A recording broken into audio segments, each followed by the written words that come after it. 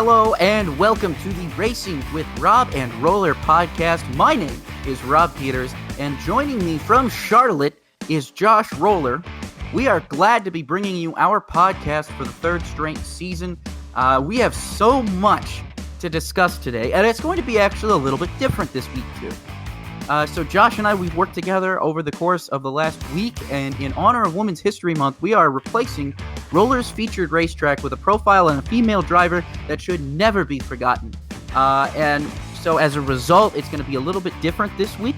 Much like when you're listening to me, Rob, I have done a featured 500 in the past, for the past couple of Mays, I guess, or Augusts, what have you. I have profiled an Indianapolis 500 race and told you all about it, much like Josh does with his featured racetrack at the end of every single Rob and Roller podcast that we put out. But today we're going to be taking a look at a very special female driver that from NASCAR's past that I think never should be forgotten, and someone who is probably not going to be at the top of the record books, but is always going to be in the memory books at the very least, as somebody who was a talented race car driver and someone who is a talented businesswoman as well. So we're going to be taking a look at her throughout this week, and we have a lot more to talk about as well. And in case you ever want to keep up with this off the podcast, our Twitters, we are both on Twitter. I am at rpeeters33. That's RPEETERS33. Josh can be found at roller_01. That's ROLLER_01. And our show can be found at Rob and Roller, spelled just as it sounds, ROBANDROLLER. Instagram, YouTube, and Facebook. All you have to do is search Rob and Roller, and you will find our pages for that as well. So we are all over social media, so you can find us, you can get in touch with us, you can like and share, tell us what you think about the show anytime.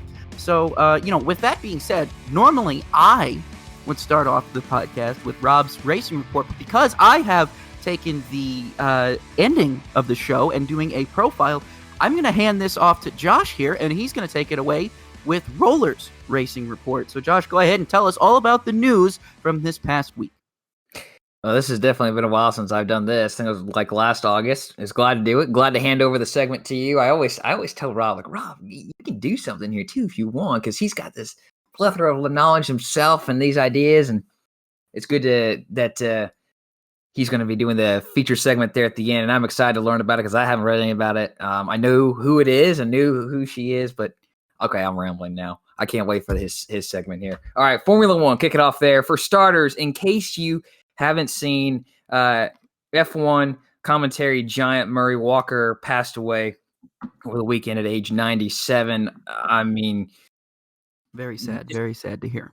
Yeah, very sad. Long, great life, and if you watch F1 in the 80s and the 90s, you know who this guy is, and so many great calls there. I can't recount word for word, but the one where Senna wrecks into Prost at Japan is just stuck into my mind, and that's probably that might be my favorite call of his. Rob, do you have a favorite call from him? Well, it's interesting because when I was a lot younger, I saw the first time. I'm going to go back and explain for a little bit, and I don't want to go too far, but one of my first races was actually the 2000 U.S. Grand Prix. The first time Formula One came here, and as a result, I keep in mind how young I am at this time. Mm-hmm. So I'm like about going on 5, and I can't even remember if it was the actual race or if it was just practice. Believe me, I can't remember to save my life. I've asked my dad about it. I don't think he even remembers. But I know we were there because I remember being there. I remember being there in the rain and thinking it was so weird that they were racing in the rain at the time. But anyway, so later on, a couple of years later, several years later, I should say, more like 10 years, I'm on YouTube one day, and someone posts the Australian feed of the 2000 Indianapolis Grand Prix, the U.S. Grand Prix, and I'm sad to say that was honestly the first time I think I'd ever heard Murray Walker commentary, because my entire childhood, ever growing up watching Formula One, was on Speed Vision and on Speed, so I really only ever heard Varsha, Hobbs, and Matchett, throughout my entire childhood, all throughout that. So I never really got the chance to hear Murray Walker, but I got to hear him for the first time when I was watching that race on YouTube all those 10, 11 years ago. And I really appreciated his ability to paint a picture for you, even though you are already watching it. That's very true. And that was something that I think Murray did better than anybody else. And it's really sad to see that he's passed away. But 97. I think he's lived a good life. Yeah. He lived a very good life. He was an avid motorsports fan. He was loved by pretty much everybody in the world of Formula One. We're just gonna miss him a lot, and but we're glad that he blessed us with his wonderful voice, storytelling abilities, and commentary on Formula One. Right. Couldn't agree more. One last thing here for Formula One. They will trial a sprint race at Silverstone later this year, but one could come before that at Montreal if plans are put into place.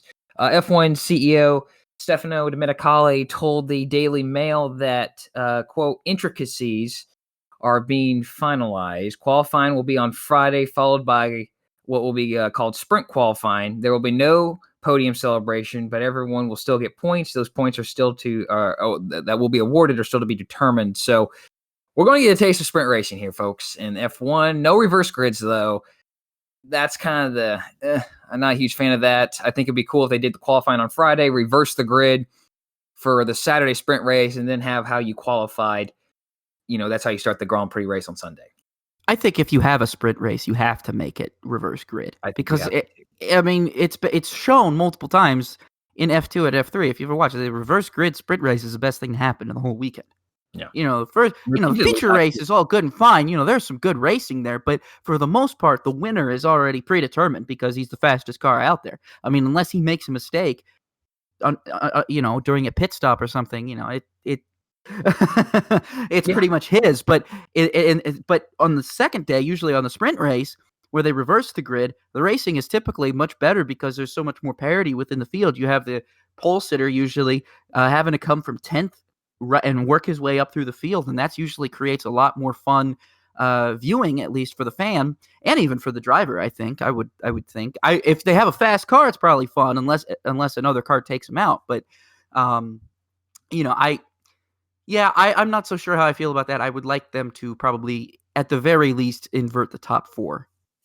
At the very least, invert the top four, top five, maybe even the top 10, something like that. Just give me some kind of invert so that the drivers have to actually strategize a little bit better rather than just taking off from the start and calling it a day like they would on a Sunday.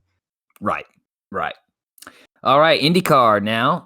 The IndyCar iRacing Challenge returns for a second season in 2021, albeit for a happier reason this time around. Originally created in the early days of the COVID-19 pandemic about a year ago in 2020, it will rather build up to the start of the 2021 season. Each race can be viewed on IndyCar.com along with the series' YouTube channel and Facebook page, as well as the iRacing YouTube channel. The 3-race season begins this Thursday, March 18th, on the virtual Circuit Gilles Villeneuve. On March 25th, the virtual Homestead Miami Speedway will be the second race, and then the third race will be a fan vote, which will take place on April 1st. And the results of the fan vote on IndyCar's Twitter page have Sebring edging Kentucky 39% to 33%. I think Rob and I both voted for Kentucky. I definitely voted for Kentucky because you know what I said on my dream schedule? You did say I said Kentucky should be the season finale. You did say that. Made all make perfect sense. It all makes perfect sense. You're exactly right. We are excited to see Homestead, though. But still, Sebring, I think there's just a lot of people that connect IndyCar, obviously, with the testing that goes on in the preseason down there in Florida. But still, Kentucky would have been a great choice. Sebring is so bumpy, guys. Sebring is so bumpy. It's not really that great of an IndyCar racing track. It's fine for a test track. It's fine for sports cars. But IndyCar really should probably be in a little bit smoother surface to put on a good show. I would agree to that. We agree that wholly there. So that's coming up here, and then on April 18th is when the IndyCar season kicks off at Barber. So that the real world race IndyCar begins. So, and then Rob, you noted here, Flynn Lazier, son of 1996 Indianapolis 500 winner and 2000 IRL champion Buddy Lazier, will move to Indy Pro 2000 competition with Legacy Autosport. Rob, where did he race last year? I don't think he really raced last year, but in at least the last time I talked to Buddy, he had been racing in the USF 2000, Okay. and that was the last place he had run. I believe. I believe he's been doing a couple of sports car racing and a lot of iRacing as well. But I think this is his first major step up since he was in USF 2000 in like 2017 or 18, I think. Okay. Okay. Well, there you go. All right, on to some NASCAR news. We're providing a small update here on the developing story regarding Nashville Fairgrounds Speedway. Before any agreement to bring NASCAR back to Fairgrounds Speedway that can be finalized, the parameters of such a deal must be agreed upon by the Board of Fair Commissioners per Auto Week. They are currently requesting more information. During a Fair Board meeting last Tuesday, officials said they were surprised to learn about the letter of intent and cited a concern that this new agreement would lend to the Speedway hosting more races than currently allowed with current leaseholders Track Enterprises. Auto Week also shared that 4 callers at the public hearing portion of the meeting issued concerns about increased noise levels and protections for the nearby elementary school. Commissioner Jason Bergeron said during the media that any agreement with Speedway Motorsports Incorporated must limit the number of race events and track rentals, ensure noise mitigation improvements, and implement a strict curfew. I don't know what the current agreement is, with some of these things regarding Nashville Fairgrounds Speedway prior to this, but have there been any issues before? This is what bothers me. When you have this big name series come in here, and then you get people up in arms saying that, I was like, this just it bugs the heck out of me, and I'm gonna keep my mouth shut in a sense, because I could go off on a rant and I could probably say some things that would get me in trouble with the FCC. Who puts a school next to a racetrack? Well, I don't know how close the school is. I didn't bother to look because it doesn't matter. If they're going to be racing, okay, first off, if they're going to be racing, it'll be Friday, Saturday, and Sunday for NASCAR, right? There's probably not going to be, if there's Thursday action, it's practice, and it might take place after school's out. It probably will. School's out at like 3 o'clock. And if it's a strict curfew, here's the deal. They're building this soccer stadium. They're wanting to build this soccer stadium like right next door to the fairgrounds. Have you been to a soccer game before? Have you seen some of these? They can be pretty rowdy. Any sporting event can be pretty rowdy. I get it. Engines can be a little noisier, but why don't you just go ask some people in Speedway, Indiana, about how they feel about the noise and the money it brings to your community? I was just going to say, because if you look at Speedway has an actual high school right not far from it. Speedway High School is actually not that far from the Motor Speedway itself. And there's never really any problems. Nobody complains. Yeah, it's crazy. And then I'll just side note, I'm going to move on because this is a hot subject for me. Is that it's the same thing like in Miami for the F1 Grand Prix down there. People complain about noise and then pollution. Like, these are some pretty clean cars for one. But you know how much money that race is going to generate your community? Okay, I forget what the number was, but I believe it was a lot. It was a lot. It rivaled. I think it might have even been more than like the Super Bowl could bring in. I might be wrong about that, but I feel like that number was higher. Correct me if I'm wrong. Social media. But yeah, that's my thought on that. Next point here. Kevin Harvick will be returning to the NASCAR Xfinity Series in 3 races, all road courses, in preparation for Cup Series road course racing. Harvick hasn't raced in the Xfinity Series since 2018 at Darlington, when he and Ross Chastain tangled in said race. Harvick will race at COTA, Road America, and the Indianapolis road course. Harvick will also race in the Truck Series race, the Bristol Dirt Weekend here coming up. He'll be driving the number 17 Hunt Brothers Pizza Ford for David Gilliland Racing. Ryan Preece, who is a KHI management driver, that's Kevin Harvick Incorporated management driver, will also pilot the number 17 for DGR at Nashville Superspeedway and Pocono in June. The Bristol Dirt Race is also going to be a little bit more interesting because Stuart Friesen and his wife Jessica, who is an accomplished dirt racer herself, will both be attempting to qualify for this race. I'm pretty sure Stuart Friesen is going to be locked in, but she will have to find her way in qualifying. That will be pretty interesting to watch there. I'm excited to see that. When that news came out, I'm like, oh yeah, let's do it. Anything to see Stuart Friesen. I really think he's going to be a great odds to win that race. but then now have to battle his wife. What if it came down to, hey, honey, you're holding me up. This guy's catching me. That'd be so cool. Or the other way around. What if she's dominating? I'm just saying. I'll get to that later in the show. I'll promise. Yeah. There you go. If you hints, folks, hints. Martin Truex Jr. will also be in the Bristol Dirt Race. He'll be behind the wheel of a Kyle Busch Motorsports Toyota. We don't know what number it will be necessarily, but that's coming up. More truck news. Bill Luster's return, as we mentioned a few weeks ago here, to the NASCAR Camping World Truck Series is official. He will pilot again. This is a familiar number here. The number 17 David Gilliland Racing Ford, with backing from Greater Atlanta Ford dealers, Tommy's Express Car Wash, and everyone's favorite, Camping World. I love this. I love the 17 DGR car is just becoming the all-star car here for the Truck Series at this point. Yes. I'm a big fan of that. I love the idea of Kevin Harvick racing there, Ryan Preece racing in it, and now Bill Lester's racing in it. You kidding me? This is fantastic. I love hearing some of these news, especially with the Truck Series. And I did see this too. I just remembered this, that Martin Truex Jr. was supposed to race in the Atlanta race in July in the Xfinity Series, and Kyle Busch is going to be racing this weekend. They are flipping those races. So Martin Truex Jr. will be in the 54. I believe it's a 54 for Joe Gibbs Racing this weekend in Atlanta, and then Kyle Busch will be in there in Atlanta in July. They swap those dates there. Ross Chastain. Last time Truex ran an Xfinity race. It's been a long time. It's been a long time.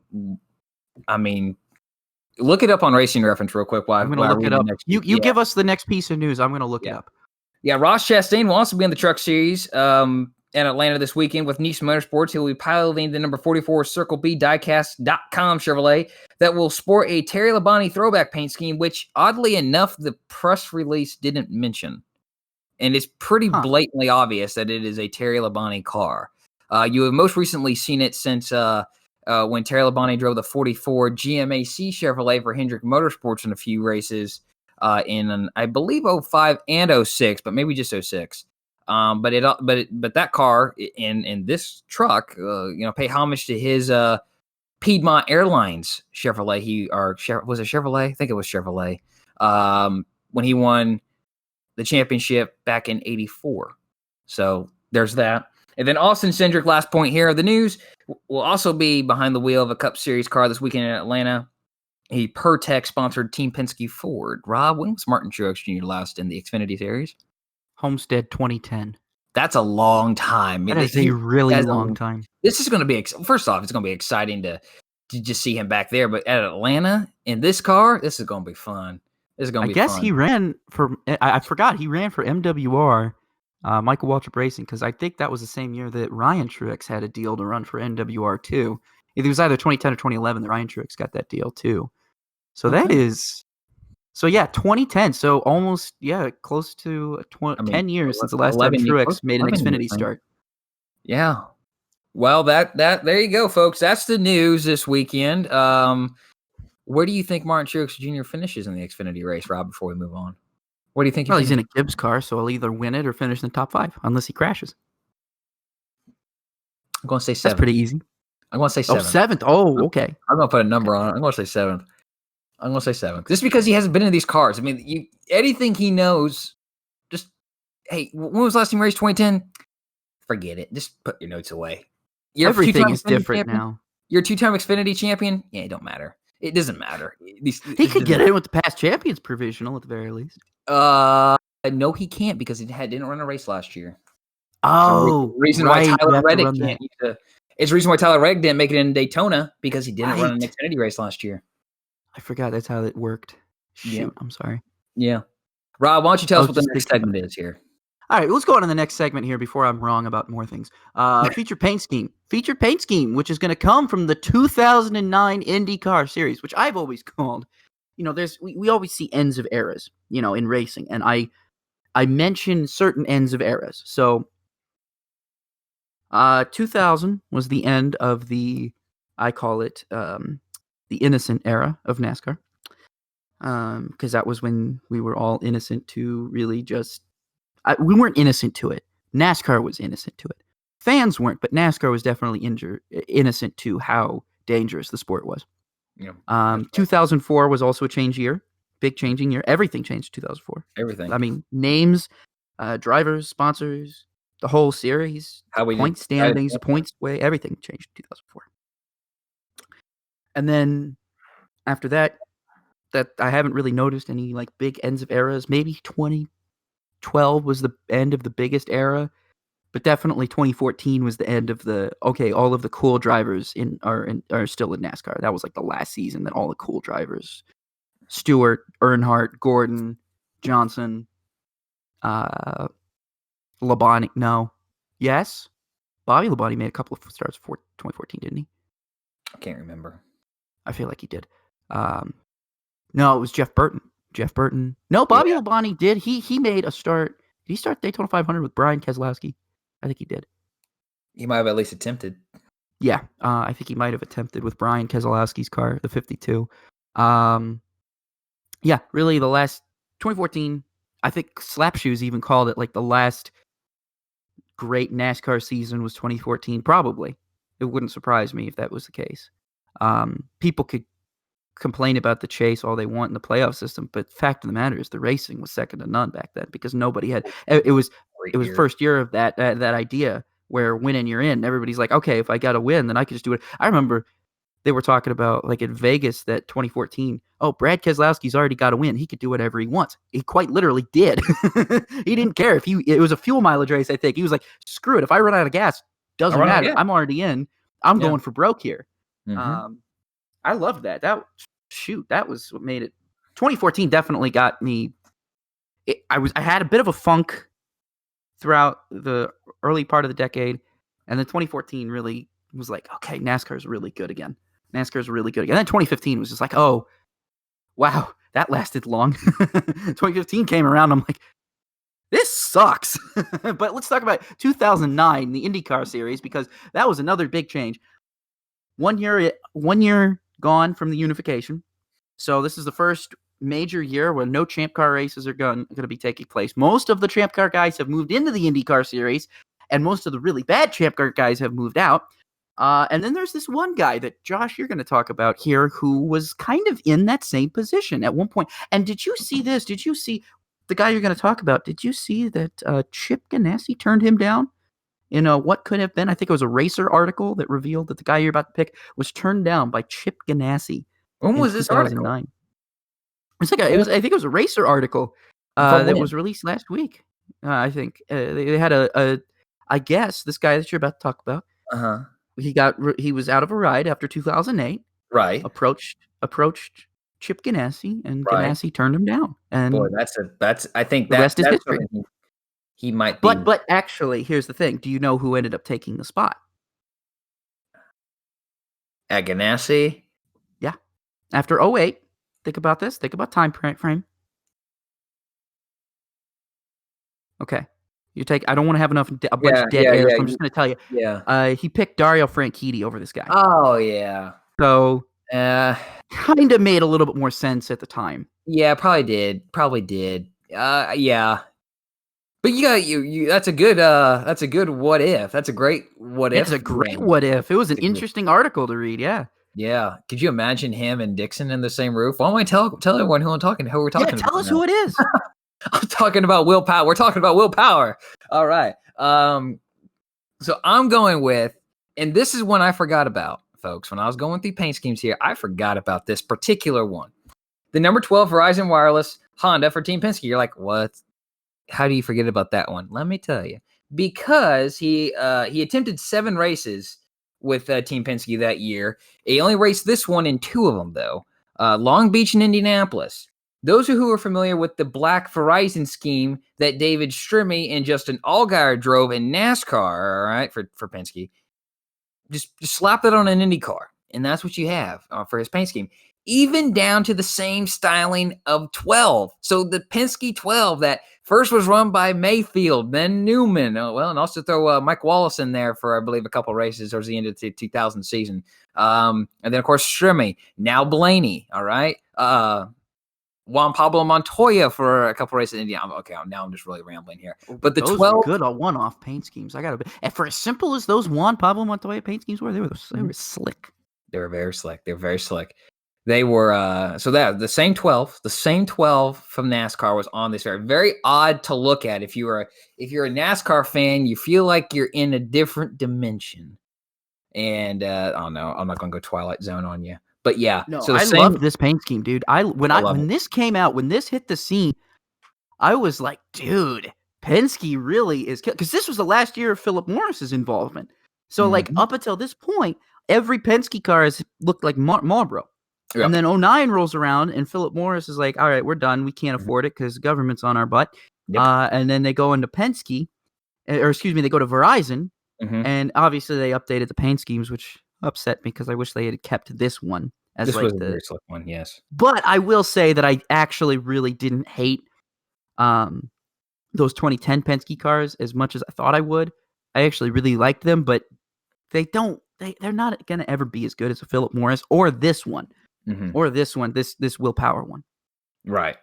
Well, so like I said, slap the paint scheme, and so it's black base. It's got the Verizon on the side. Had the Verizon little check mark part of their logo at the time on the side pods there. So at Long Beach, he started first. He got the pole there, and then he ends up finishing second. And then the Indianapolis Keep 500. in mind at Long Beach, he was subbing for Elio. Remember that? Right. He was Yep. subbing for Elio in the number 3. I think this car came around at the Indianapolis 500, I believe. Yeah, now you got me. I think I jumbled up my things here. I'm going No, to you're look fine. this up. I did it. I know I did because as soon as you said that and I read it, I was like, "Oh crap, I got this wrong." Because Elio still Or was had that the no? It was at St. fallout Petersburg from he the. subbed. He subbed at. I think he subbed for Elio at St. Petersburg. Yeah. And then that's when Elio got acquitted.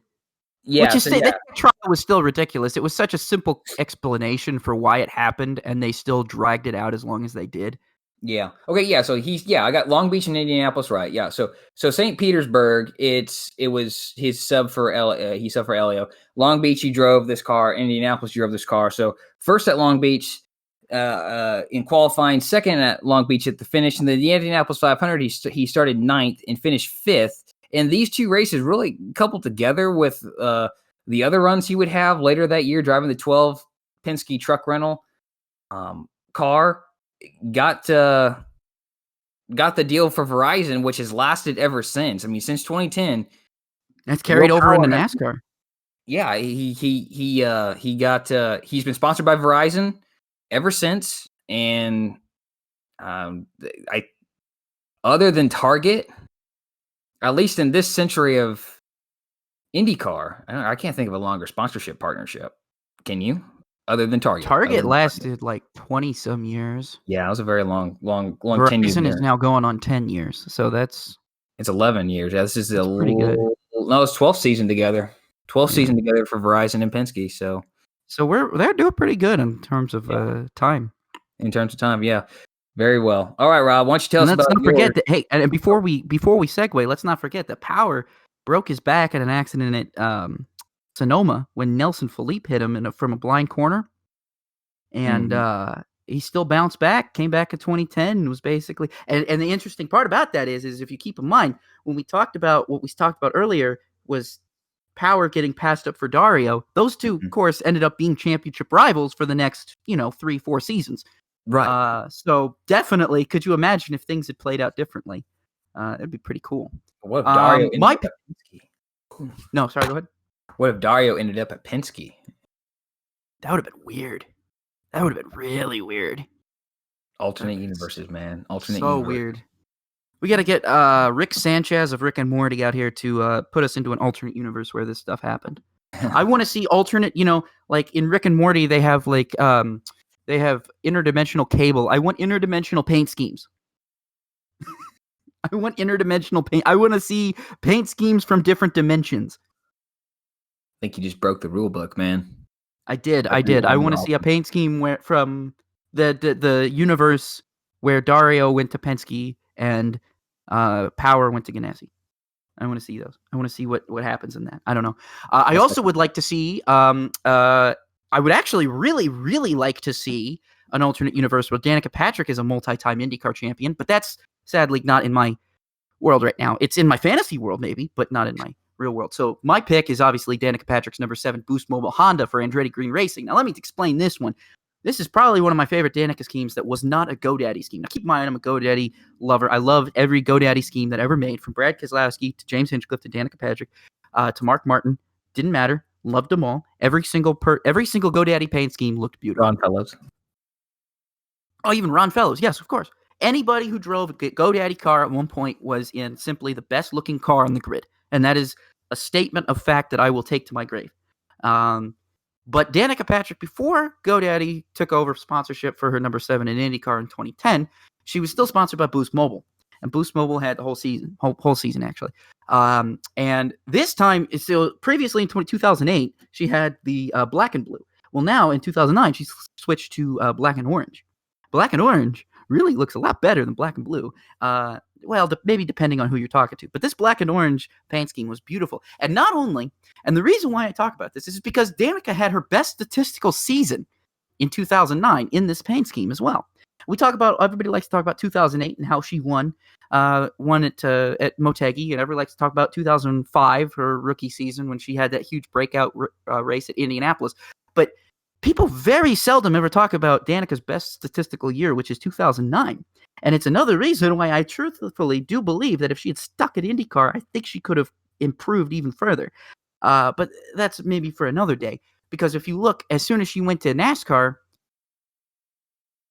I mean, things just fell off. She was not in the top 10 every week like she was. And maybe a lot of that could have been contributed to the increase of road races that ended up being on the schedule by 2010. But even then, in 2009, she still had fairly decent runs at Toronto. She had a top 10 there. She had a 4th at Long Beach.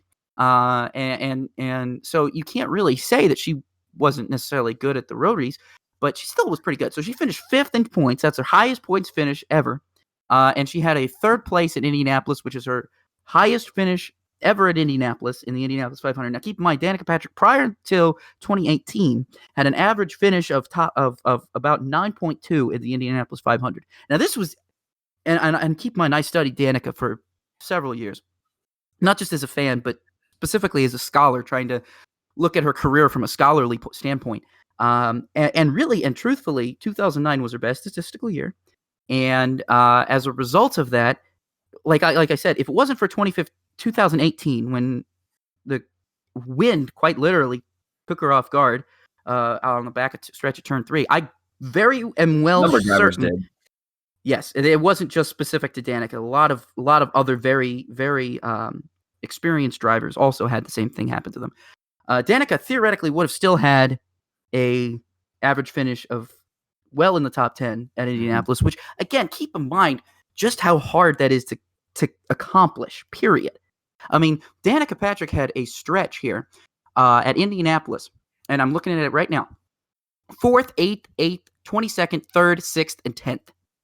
Up until 2018, the only time she ever failed to finish the Indianapolis 500 was in 2008, when she was already running up at the front and got caught up in an accident, not of her own doing, on pit road. So a lot of people, people will talk about Danica Patrick's career in very many ways, but I always like to think of her performance at Indianapolis as being the defining moments of her career, because when you look at Indianapolis, that track can literally make or break a career. Yeah. You think of all of the legends and the great drivers that came through those hallowed grounds.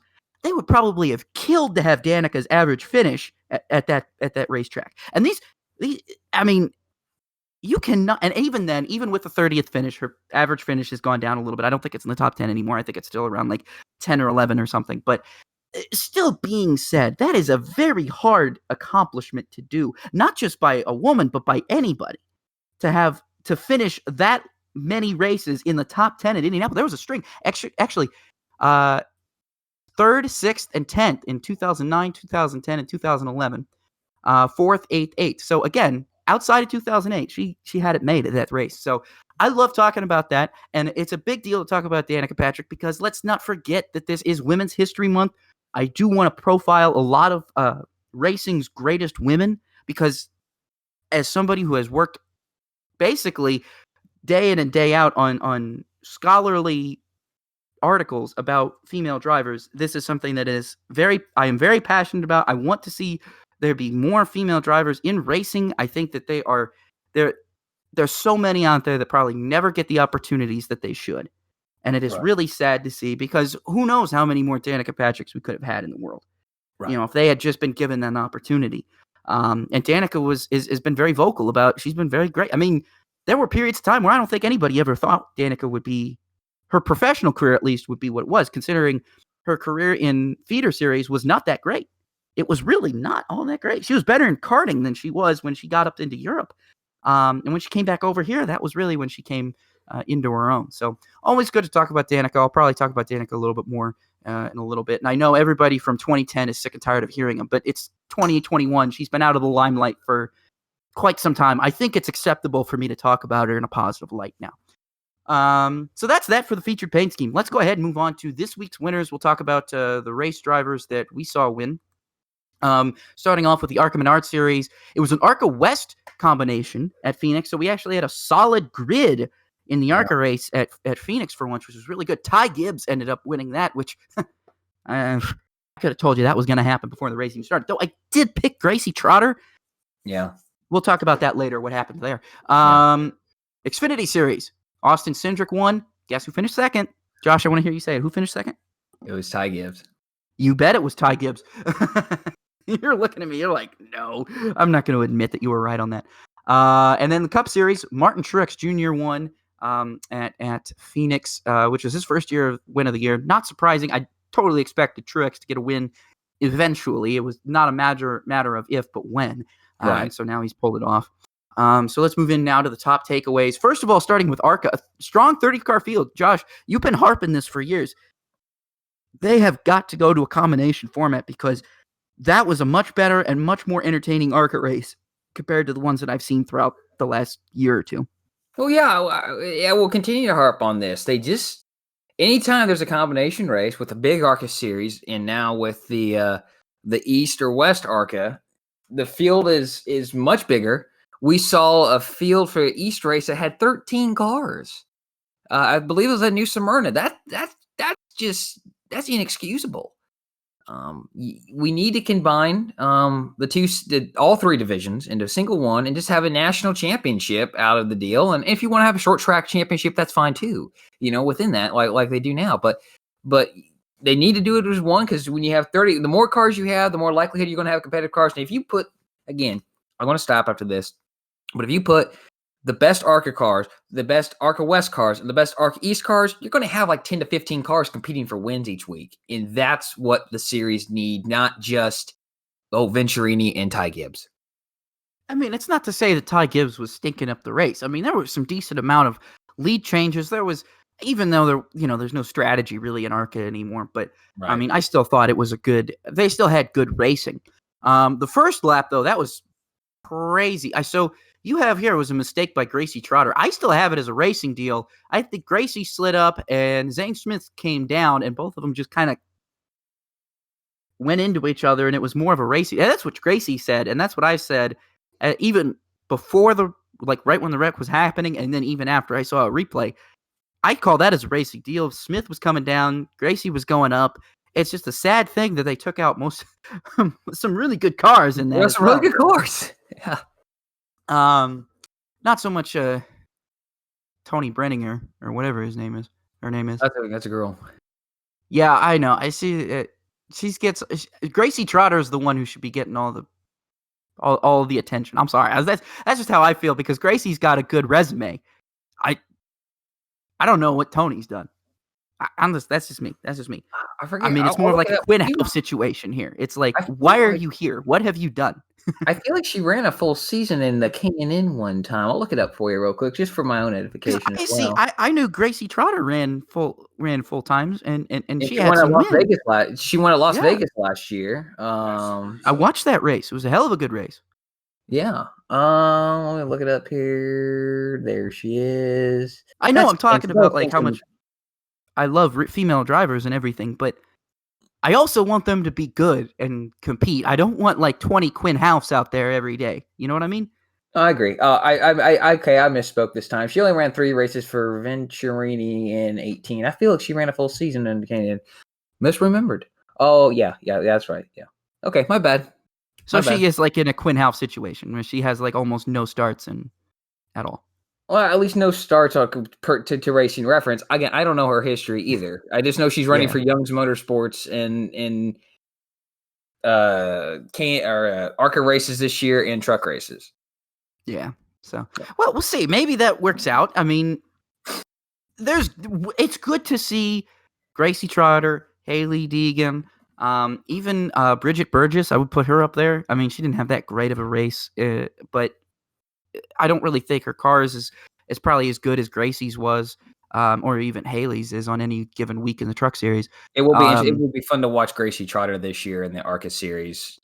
She has to win this year. If she's having a lot of learning, growing pains, which is going to happen. It's going to happen regardless. But I think when she overcomes those, if it doesn't happen this year, I'm sure it'll happen next year. Right. I think this year is just about learning because this is her first big season with a good team in Venturini, and I just think Bill McAnally last year. Yeah, that's right. You're true. Bill McAnally's still a good big team. So, but it's different. It's a different environment, I should say. It's a totally different environment. You're going from somebody who has competed in regional series for years and decades to someone who has focused on ARCA for the past 20 years. You know, it's going to be probably a totally different environment for her. So it's like I said, growing pains, and that's what's going to happen to Eddie Driver. Eddie Driver is going to experience growing pains, unless it's very rare that a driver switches teams and then just goes out and wins in their first race with the team. I mean, I agree. Even Ty Gibbs won his first race with a new team, but even then, who cares? Because it was his family's team. He'd driven for them before. He has driven for them before. It's not like it was his first race for that team in that series. Right. Exactly.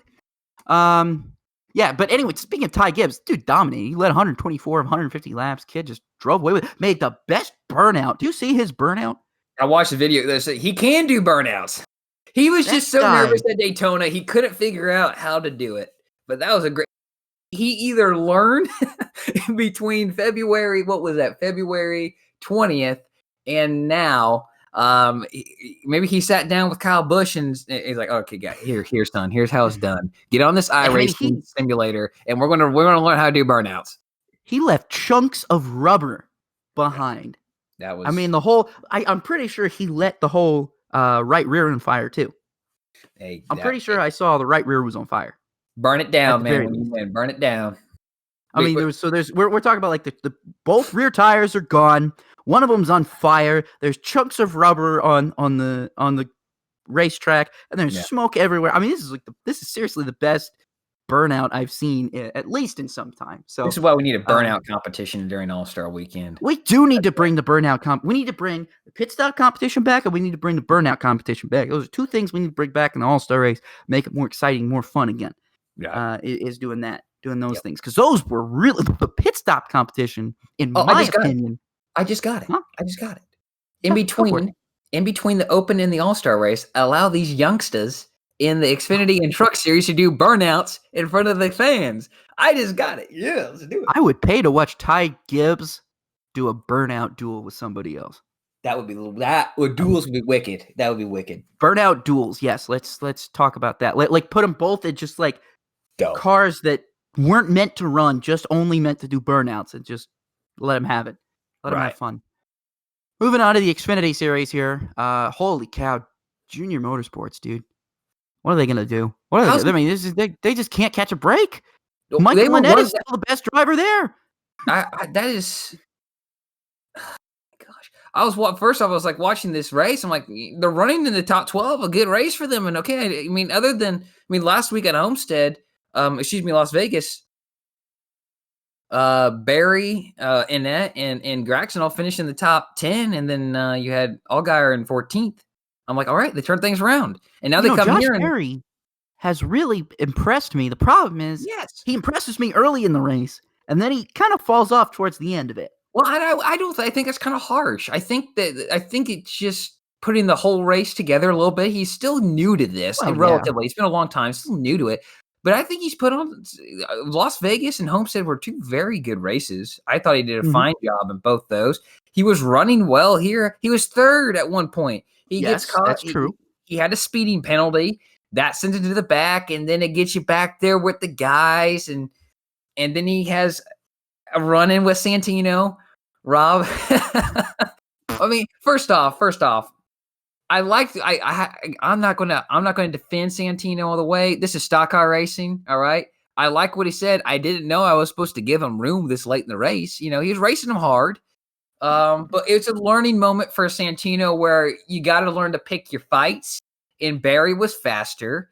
Barry was on the outside line, which I kind of that wasn't the best place to be. To try to maybe make that pass on a guy you haven't raced around a lot in general and who hasn't raced a lot of stock cars. But I love Barry's reaction though after he got out of the car. He gave Give him the double bird. Someone said this guy has the same energy of Will Power at Loudon in 2011. But same energy. It's same energy. Will Power was flipping off the tower. He said, "Double bird." You're telling me a double bird in front of everybody is not the same energy. It's direct. You're directing. I'm not saying it's the same. It's the same idea. I'm not saying it's the same situation. I'm saying specifically, it is the same energy. It is the same level of frustration that leads you to stand out there and flip somebody the double bird, knowing full well that thousands of people are watching you. You want to get your point across that much that this guy ruined your race, no matter who it was, whether it's Brian Barnhart or if it's Santino Ferrucci. Doesn't matter. They ruined your race. Okay, yeah, fine. I'll give it to you. I just think Will Power's back is who is doing it off to you. I definitely do think Barry did better than Christian Eckes at Texas last year to Ben Rhodes. I'll give you that. I think many people would agree to that. You're not going to get past the Chase Elliott to Kyle Busch thing, but you're going to get close. That form with Chase Elliott was what did it. He stood there, feet together, and it was the form. You're talking the form. It was the form. The form was perfect. You cannot match that. That I don't think that'll ever be beat. But I want to say this too. I'm selfless plug again. I mentioned it in the front stretch article I wrote on Saturday. This is the type of personality we need to see more in NASCAR, because what did Twitter do? They took off and ran with it. But part of it was also Fox's just horrendous ability to blur the double. What was that all about? Why even blur it at that point? It's cable. I'm like, I mean, I get it, but still, someone could have taken a little bit more time and did a little bit more blur. He blurred his face, too. It was just a horrible blur job. Bradley Perez had a better one on Twitter. It was the uncensored version. That was the one that was going viral, I think. That was going very viral. Yeah. So we need more personality like that, where you don't care what corporate America thinks. Right. We're too suit and tied in these cars, and we're wearing fire suits. It doesn't. I still don't think it meshes well. And we're talking about it. We're talking about a guy who crashed out and finished 36th. Okay, that's what we're doing here. That's great. Rob, what's the next point here with Xfinity? Yeah, let's talk a little bit more about some of the some of the Joe Gibbs racing drivers had just terrible luck. So let's go first through this for us. So Brandon Jones having a good day, as he normally does. He's leading. Like I said, I've always said Brandon Jones definitely championship sleeper for this year. I said that at Daytona, and I'm going to continue to say it throughout the rest of the year until the playoff probably. So he speeds on pit road, but he fights his way back up through the field, takes the lead for a little bit, and what happens? He crashes. He crashes because of course he does. It's not even his fault, of course. It's not really his fault. It was a racing incident. Yeah. Misjudgment by Mr. Allmendinger.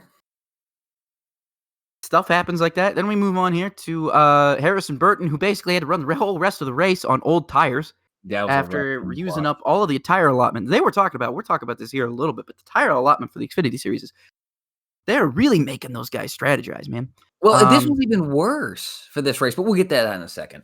Yeah, so then you got the 18 car that's running out there, and I forget who was in that. Who was in that? Daniel Hemrick, man. Daniel Hemrick. Danny right. Hemrick. Hemrick. He was like, Sorry to everybody. I'm sorry to every Hemrick fan. He flies under the radar for me so often because I just don't have. I like most drivers have like that big win that like you remember for the rest of your life, and then Hemrick has no wins, so he's kind of like a big moment. Hemrick doesn't even have unfortunately, he doesn't have a big moment. no, that's the sad part too. But he was leading. I thought he was leading. He had every opportunity to win this race.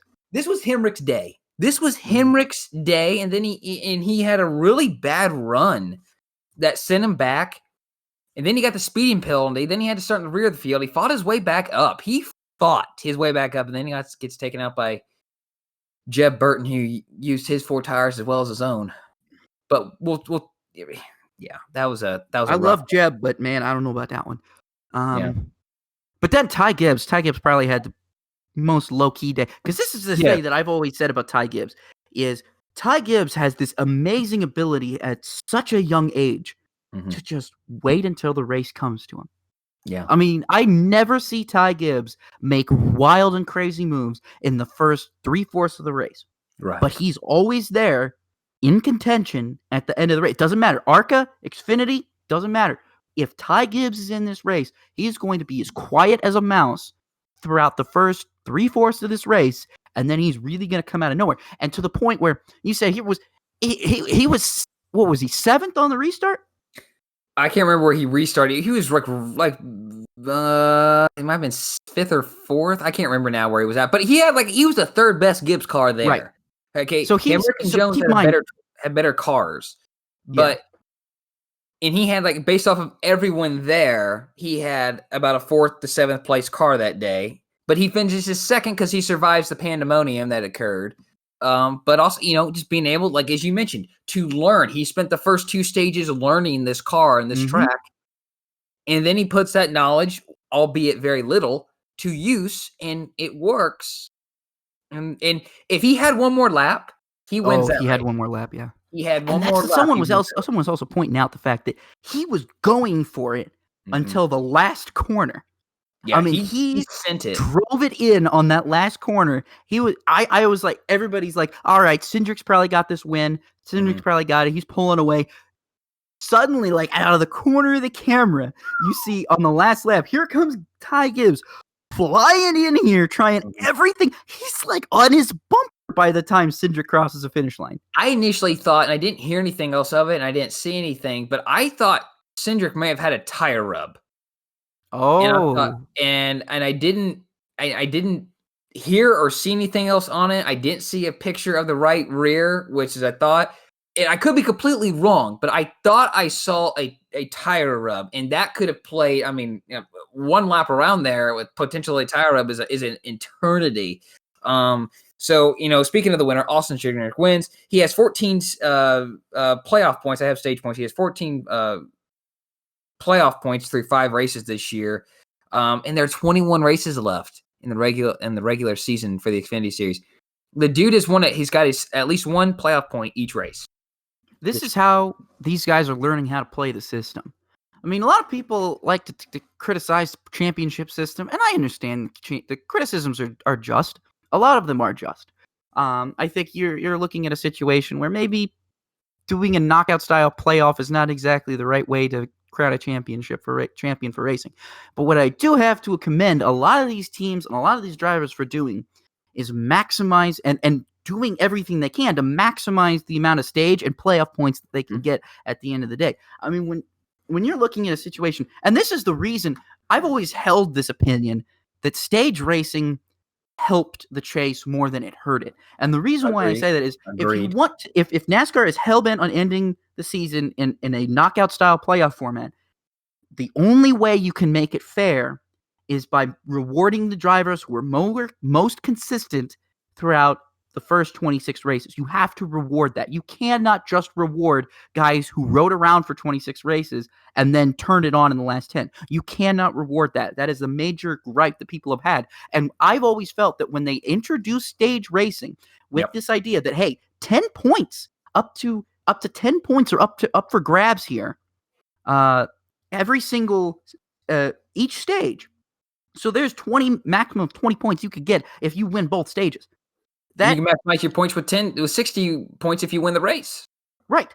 So you're looking at a situation here where you're rewarded for running up front and for running the duration of the race, not just riding around. Yep. And that was the biggest, I think, gripe, I guess, that a lot of people had about the old system before the stage points, was that drivers could just ride around and collect points and call it a day. This way, and it's flawed. I'm not trying to be a NASCAR playoff cheerleader here. My feelings of the playoffs are there's some good, there's some bad. I'm talking about the some good right now, and the way Austin Cindric is gaming the system to the point, it's not like, this is the thing, is it's not like Austin Cindric is just taking advantage of the system. He's quite literally doing what the system was intended. He's saying, okay, you need to run up front, you need to win races, and be consistent in order to have a good chance at winning in home air in Phoenix, I guess, in November. And that's what I've really enjoyed. That's why, in 2017, when they announced that, I would have been as boring as 2017 was of a season. Martin Truex dominated the whole thing. It was terrible. I would have probably quit NASCAR right then and there if Truex didn't win the championship, because that guy deserved the championship more than any other driver out there in 2017, and I will take that to my grave. You're looking at a situation here where Austin Cindric is quickly making his name in that same sense, where he's like, dude, if I don't win the 2021 championship, I mean, I don't know what to do. Chase Briscoe probably should have won last year. In probably another point system, he does. But at the same time, Cindric was there, consistent, had the playoff points, had the stage points that he needed.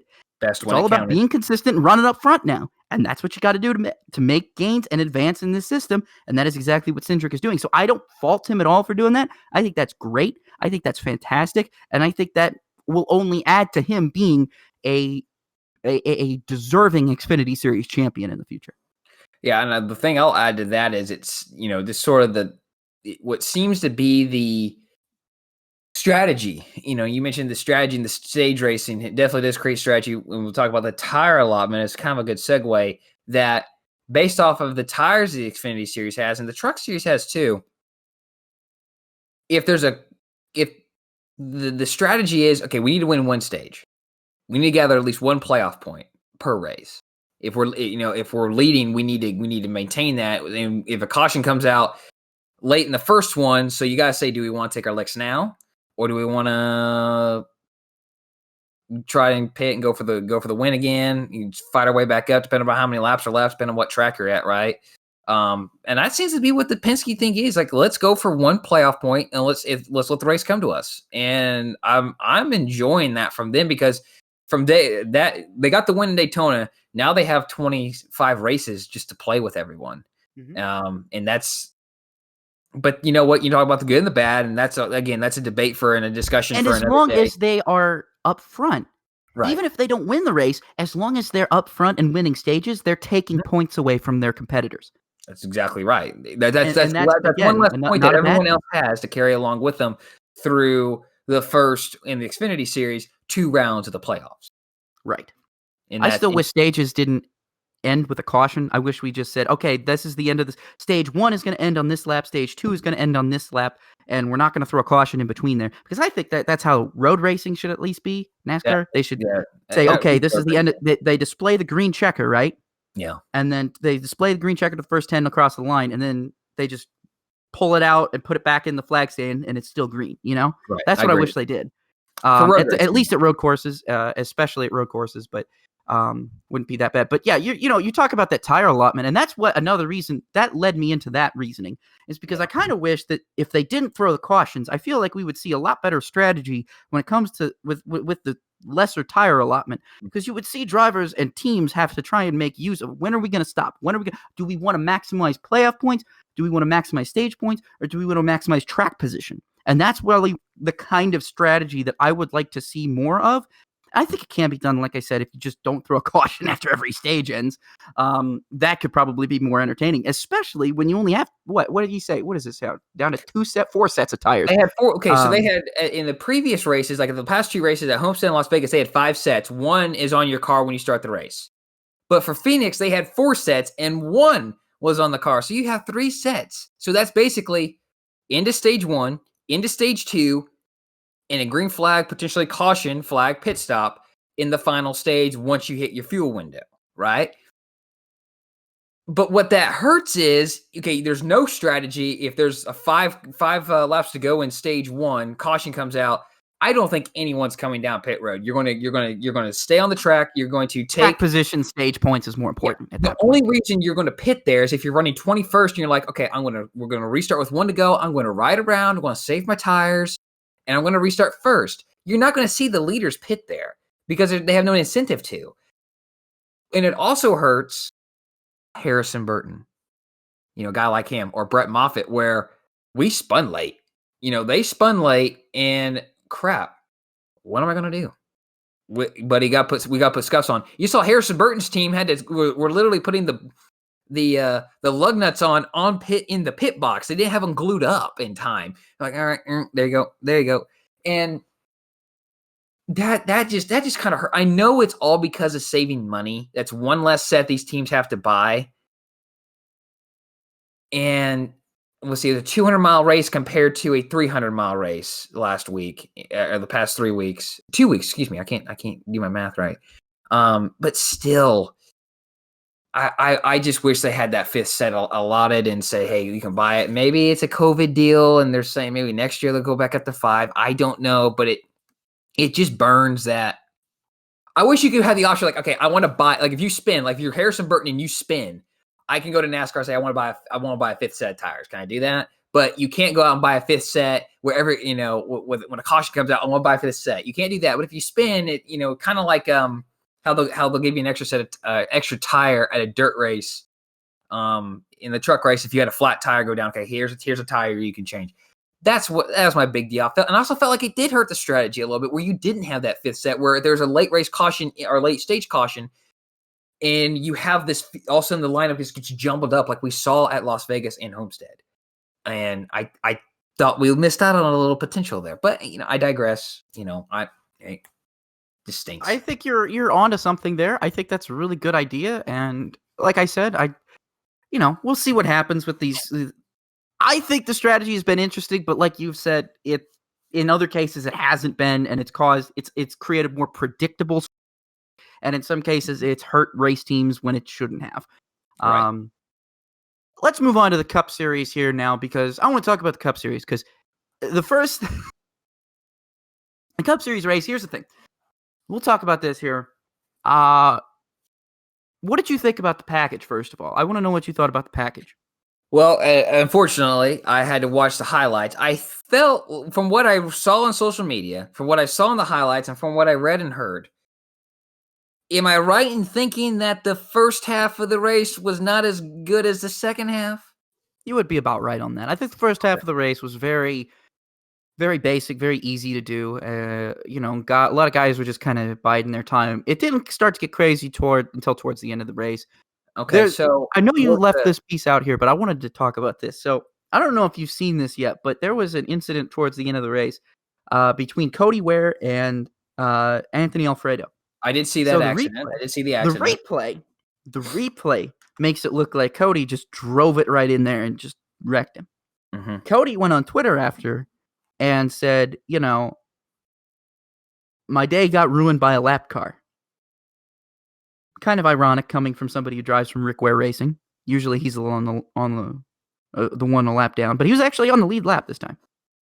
Again, as I've said multiple times, I like Cody. I just wish he didn't drive for his dad's team. Here's the thing, though. I looked at that and I was a little bit confused at where Cody was coming from on why he was so mad at Alfredo. And maybe it's because Fox didn't show us any other angles. They showed us one angle and called it a day. And this is another thing. And before I get on this other topic, Fox should just in general be showing battles between the 30th place cars anyway. Because if you watch old races, like from 20 years ago, they will, if the battle for the lead is strung out, they will have no problems. Like TNN, CBS, even ESPN at this time had no problems whatsoever going back in the pack until they found a gaggle of cars that was running all together to show on TV. Very true. And now you all wonder, oh, well, how come every single car had a huge multi-million-dollar sponsor back then.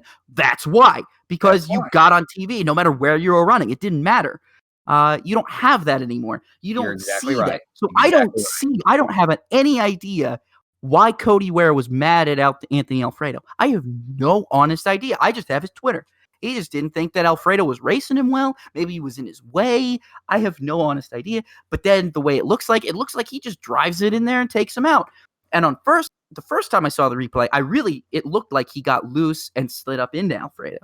But then the more and more times I watched the replay, I was like, is he going in there at full speed? Because it really looks like he's going in there at full speed.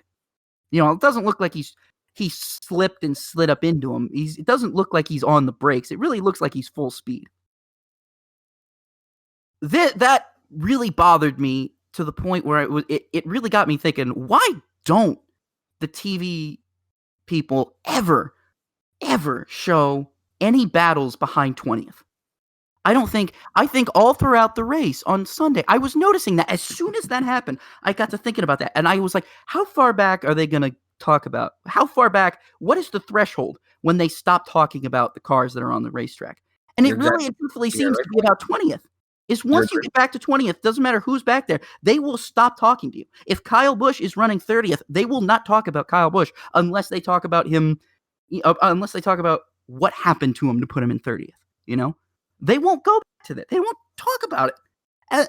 It's like, could you imagine how much more educated we could be on what actually happened between Ware and Alfredo if we actually had seen them race? I think we'd be more educated on other people's races in general, Yes.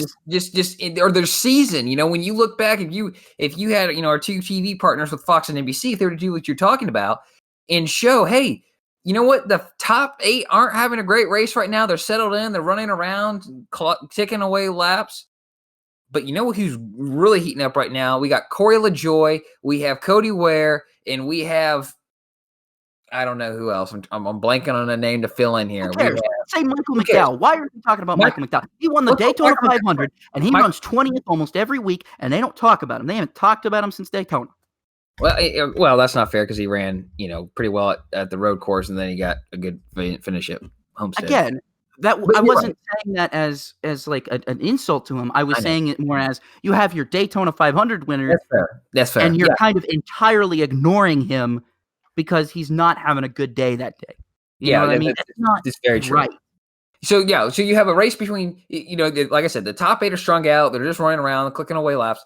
Then you have a great battle here. We have Corey LaJoie, Cody Ware, Michael McDowell. They are racing it up here. They're swapping around. This is okay. So these guys are really battling out here. Why are they battling? Why does 29th position matter? It's called owner's points. It's called purse money. Okay.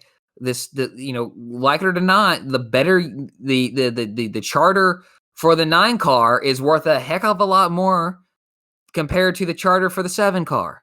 All right, because of just the 5-year rolling statistics numbers for that charter. That's why if Hendrick was to sell that charter today, which they're not, it's going to be worth a lot of money. It's going to sell for double-digit millions of dollars compared to the however many millions they paid for that for the second charter. It was it was like $4 million or something like that. I think someone estimated. So my point is trying to make is that when they bought Levine's, right? Or what did they buy? Archie St. Hilliers. I think they bought. I can't remember. They bought. Look back here at this point. Hey, right here in Phoenix, when I was battling these two guys, I finished ahead. That's why it matters. And people would know. People would be able to go back and point to that. Yes, you're absolutely right. I think it's been a criticism of mine because they don't care about the second half of the field. That's what it looks like to everyone, and I agree totally. They need to have, I've said this. I don't know if I've ever told you this. I know I said it in class one day, back in grad school that I was going to say, we never actually had a class together. We just, no, I know. I said it in one of my classes together. But I said, if I was a TV executive for NASCAR, whether it be NBC or Fox, the first thing I say, each race, you have to talk about each car running. At least, and if one car wrecks on the first lap, okay, crap. Gotta get the time in now, And I would always make a point. Here's what frustrates me about too: if someone wrecks, and their name isn't Chase Elliott, they're not a top 20 guy, they don't interview him. No, they don't. And I'm like, okay, you need to. Oh, did you see the Xfinity? Speaking of that, did you see the Xfinity? They instead of talking to Brandon Brown, who finished third, they talked to Justin Allgaier instead. Well, Justin Allgaier was running second. That one I understood. But why would you not interview Brandon Brown? Dude was jacked. He finished third. I think partly that was due to they were over on time. They Even then, pick Brandon Brown over Justin Allgaier. I'm not going to say you're wrong. I'm not going to say you're wrong completely, but my point is what I was trying to make was that you need to talk about each person, each race. Each driver, at least in the Cup Series, needs to be talked about each race because you spend too much money on these cars, too much, and you get if that spot. I don't know who sponsored the 51 car, the 52 car, the 53 car this week of the 15. Okay, I can't tell you who the sponsors were, but their sponsors. Oh my gosh, we just got 3 laps of television. They're going to flip out. They're going to flip out. And Cody, to my knowledge, Cody Ware, I'm pretty sure has like full sponsorship this year. Okay, well, and if you have to repeat your stories, you repeat your stories that you have on them, right? Mm-hmm. But as the season progresses, and Mike Joy, Jeff Gordon, and Clint Boyer are watching this 51 car for 3 laps, they're going to build up a little bit of knowledge, and they're going to say, you know what? I remember watching him back in Phoenix, and he gave this veteran Michael McDowell a heck of a run in that car, and they're going to remember that. And maybe when we go back to New Hampshire, a similar track, but similar behaving track to Phoenix, that knowledge comes back to Cody, and maybe that time he wins that battle against whoever he's racing against. I think it also hurts the fact that Fox only has 2 pit reporters. Yeah, because Vince how do you? I don't know how that would happen, but if you had to divvy up the whole field amongst 2 people, that's very fair. How does that work? I really think Fox, what they have really screwed up is when they fired Alan Cavada and they fired Matt Yoakum. First of all, both of those guys never should have been fired to begin with. Both of those guys were excellent pit reporters. Cavano and Yoakum. Why did they fire Yoakum? That's what I want to know. Why? No. What was the logic behind that? Matt Yoakum is one of the most well-known pit reporters in all of NASCAR broadcasting. He's been in this in the sport for over 20 years now, and you kick him to the side for Regan Smith? Really? Well, Regan was on the Cup pit road last year. But why are they investing so much in Regan Smith when they have talent already? I can't answer that for you. I wish I could because I want the answers too. And it was very disappointing to read that tweet all those months ago when we found out Matt Yoakum said, "This is my last weekend working." I think it was the ARCA race at Kansas, the ARCA season finale at Kansas. That was a very sad day. I'm like, for you and me, that's childhood. Yeah. That's childhood. Yes, it is. Guy who dates back all the way back to for me when I started watching NASCAR in 01, he's been there. And so, that one, and he goes beyond that. He's been in NASCAR longer than that. But I started watching NASCAR a little bit longer than you, I guess, because I was watching since before I could walk. But yeah, you're right. He was literally a childhood name. You knew Matt Yoakum, and not to mention Yoakum at one point. Let's not forget Yoakum worked for both Fox and NBC, so he did the whole season. Well, he did at least a TNT part, there for a while. Yeah, well, back in the day, he did the whole thing because he did TNT. Yeah, absolutely. Yeah. Anything else you want to mention? Because I know we're running high on time. I don't have anything else to mention because a Cup race outside of that. I mean, I guess I could talk about Bubba Wallace. Bubba Wallace had really good. He had an up and down day. I thought he was going to do really good. I thought he was going to get a top 10. Ended up 16th. It's good that at the very least that team was able to get out of the top 20 and top 30 because and start running about where they should be running, which is top 20, top 15, somewhere around there. That's where I really think they should be running.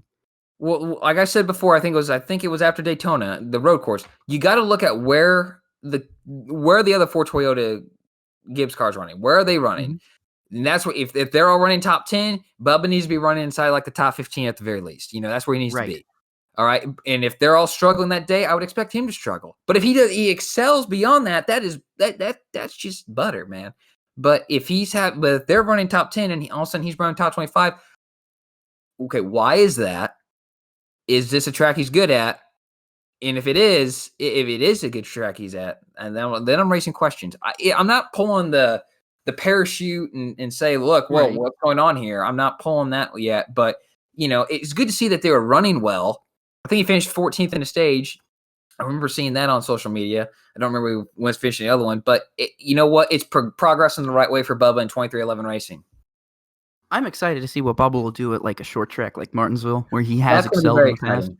Very exciting. I'm excited for Bristol Dirt for him because he's won and he's raced at Eldora. That's the thing. I don't know how Bristol Dirt's going to be for him because when he ran for at Eldora and he won, he had Kyle Busch Motorsports. He'd already run Eldora before.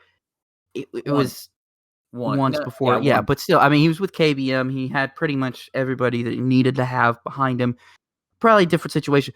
I'm not expecting him to do that great at the. I don't think he's going to win. Dirt. If he does do great, but I'm not really expecting anything. Martinsville is really going to, like I said, Homestead was going to be my evaluation of where the team is. Mm-hmm. Martinsville is where my evaluation of where Bubba is. Because I'm taking that's a very fair point. He's a top 10 guy there. And for the past 2 years, he's been a top 10 guy at Martinsville in the Petty 43. And I expect him to. Honestly, I expect him to be top 10 at Martinsville. I agree with you there. So that's pretty much about it. Martin Truex Jr. did win the race. He becomes the first Cup champion to win a race in 2021. We still have 5 races, 5 different winners, which is still great to hear. I'm absolutely jacked about that. I love that. I love the parity that we have this season. It's been really good. Even though Phoenix wasn't as entertaining as Vegas or Homestead was, I'm excited for Atlanta next week. I'm excited for what that's going to have. I'm excited the fact that it's going to be at 2:30 instead of 3:30. You know, these little tiny things that you got to take your wins with. You know, you got to take your wins. Just that 1 hour moved up. You know, that's what a 500-mile race does at 2. Great.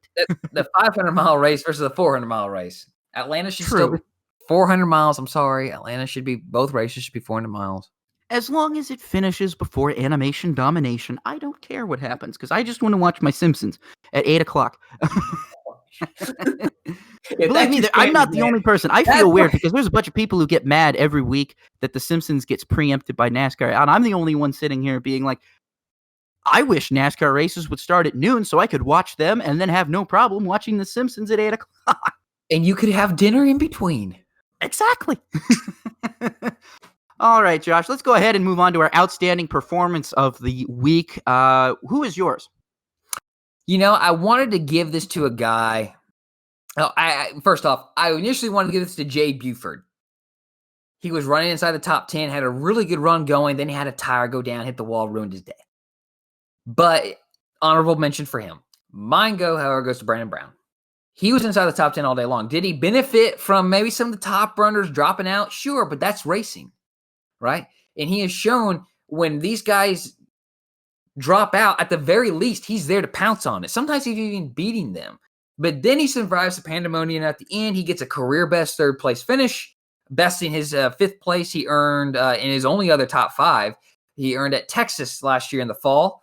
Good for him. Good for that team. They are looking very strong. They're like Ryan Sieg a year ago. All right. That Brandon-built team is what Ryan Sieg and RSS Racing was doing last year. Clicking off these really good finishes, racking up points. I can't remember off the top of my head where he's in points right now after that race, but he's doing very well. He's setting himself up well. Whereas other guys that are not doing so great. And when they do win, they're going to knock him down a couple pegs on the playoff order, but he's setting himself up to be 10th, 11th, and 12th. Good for Brandon. Mine seems probably about a bit of a cop-out, but it's not, and I'll tell you why. I'm giving it to Ty Gibbs, and the reason why I'm giving it to Ty Gibbs is because if you look at his record so far, this guy has run 4 races, 2 in ARCA, 2 Xfinity races. He's got 2 wins, 2 in ARCA, 1 in ARCA, 1 in Xfinity. He's got a 4th place at ARCA, and he's got a 2nd place in his 2nd Xfinity race. Can you tell me any other driver right now that has as good of stats as Ty Gibbs does? Period.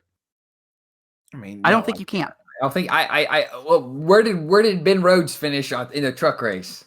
Yeah, exactly. In Las Vegas. My point is, this kid. Keep in mind, I want the record to show that Ty Gibbs was born the day before my 7th birthday. That's how young he is. Ty Gibbs was born October 4th, 2002. Really showing your age there, Rob. I was really showing my age. I'm October 5th, 1995. So I was 7 years old when Ty Gibbs was born. And this kid has probably more talent in his left pinky than I have in my entire body. And I will say that wholeheartedly. every time I watch Ty Gibbs get behind a wheel of a race car, he impresses me every single time. And I know it sounds terrible. I sound like a Ty Gibbs fanboy. Believe me, I'm not going to go out and buy his merch because I'm still going to try and find Casey Kane merch. If it still exists. It doesn't. Fanatics doesn't have. They have all these like Richard Petty, Dale Earnhardt, Bobby Allison, but Casey Kane gets like a bunch of like clearance items because whatever stupid reason, I don't know. It's just me being really You're really bitter. But yeah, no, Kyle, dude, Ty Gibbs just he did good. He is just so impressive, and he's so young, and that's what's amazed me so much. Is I just don't think I've seen a driver that young exhibit that much patience behind the wheel of a race car. And I've just not seen. I mean, I remember watching Kyle Busch come up through the ranks. Kyle Busch, no patience. Kyle Busch probably had double the talent, but he had none of the patience that Ty Gibbs does. Ty Gibbs will get that talent. He has raw talent. It'll develop over time. You can't teach the patience that Ty Gibbs has. And that's my big thing. That's why I'm going all in on that. I'm not a Ty Gibbs fanboy, I promise. I just am impressed with him. I'm just impressed with him every single week. So that's my outstanding performance. Josh, it's looking like we're at about an hour and 20 minutes. Let's go ahead and move on to the upshift and downshift before we get into our big profile of the show. We'll go ahead and start with the upshift downshift. This is one of our favorite segments of the entire show, where we are presented with a series of hypothetical questions and or statements, and Josh and I will upshift if we agree, or downshift if we disagree, or even put it in a neutral if we flat don't care. And that can happen. And remember, you can always play along with us. If you hear one of these questions as you're listening on your phone or on your computer or something, and you have a very strong opinion about it as well, you are more than welcome to tweet at us using the hashtag #RobinRoller, your upshift, downshift. We love to hear that kind of stuff. If you guys have an opinion, we want to hear it, because that's what we all have. We all have opinions, and Josh and I have the great outlet of this podcast to be able to express ours, and we want to let you in on that too. So if you have an opinion you want to share with us that you think we could have a great discussion about maybe sometime on the show, let us know. Use the hashtag #RobinRoller anytime you want on any social media. I actually have on TweetDeck, the hashtag #RobinRoller is always sitting there on my TweetDeck. So anytime you guys tweet something at us, I will be first to see that. So starting off with our first upshift downshift question today, Kevin Harvick has not won at Phoenix since the track was reconfigured. Do you upshift or downshift that his dominance at Phoenix is over? Josh. Yeah, I upshift. And I look at the stat line right here as, yeah, he's only led in 2 races. He led in the first race, and he led in the spring race last year. Other than that, he's got a big old goose egg, and he just hasn't had the finishes either that he was before. Yeah, he hasn't impressed me here. Everyone has said, like, the past few times, Kevin Harvick is probably the track we can come back and win at, get back on track. Last year, we thought he was going to win the race despite not being in the championship 4. Didn't happen. I'm saying his reign, his dominance at Phoenix. He was Mr. Phoenix. He's now just also ran.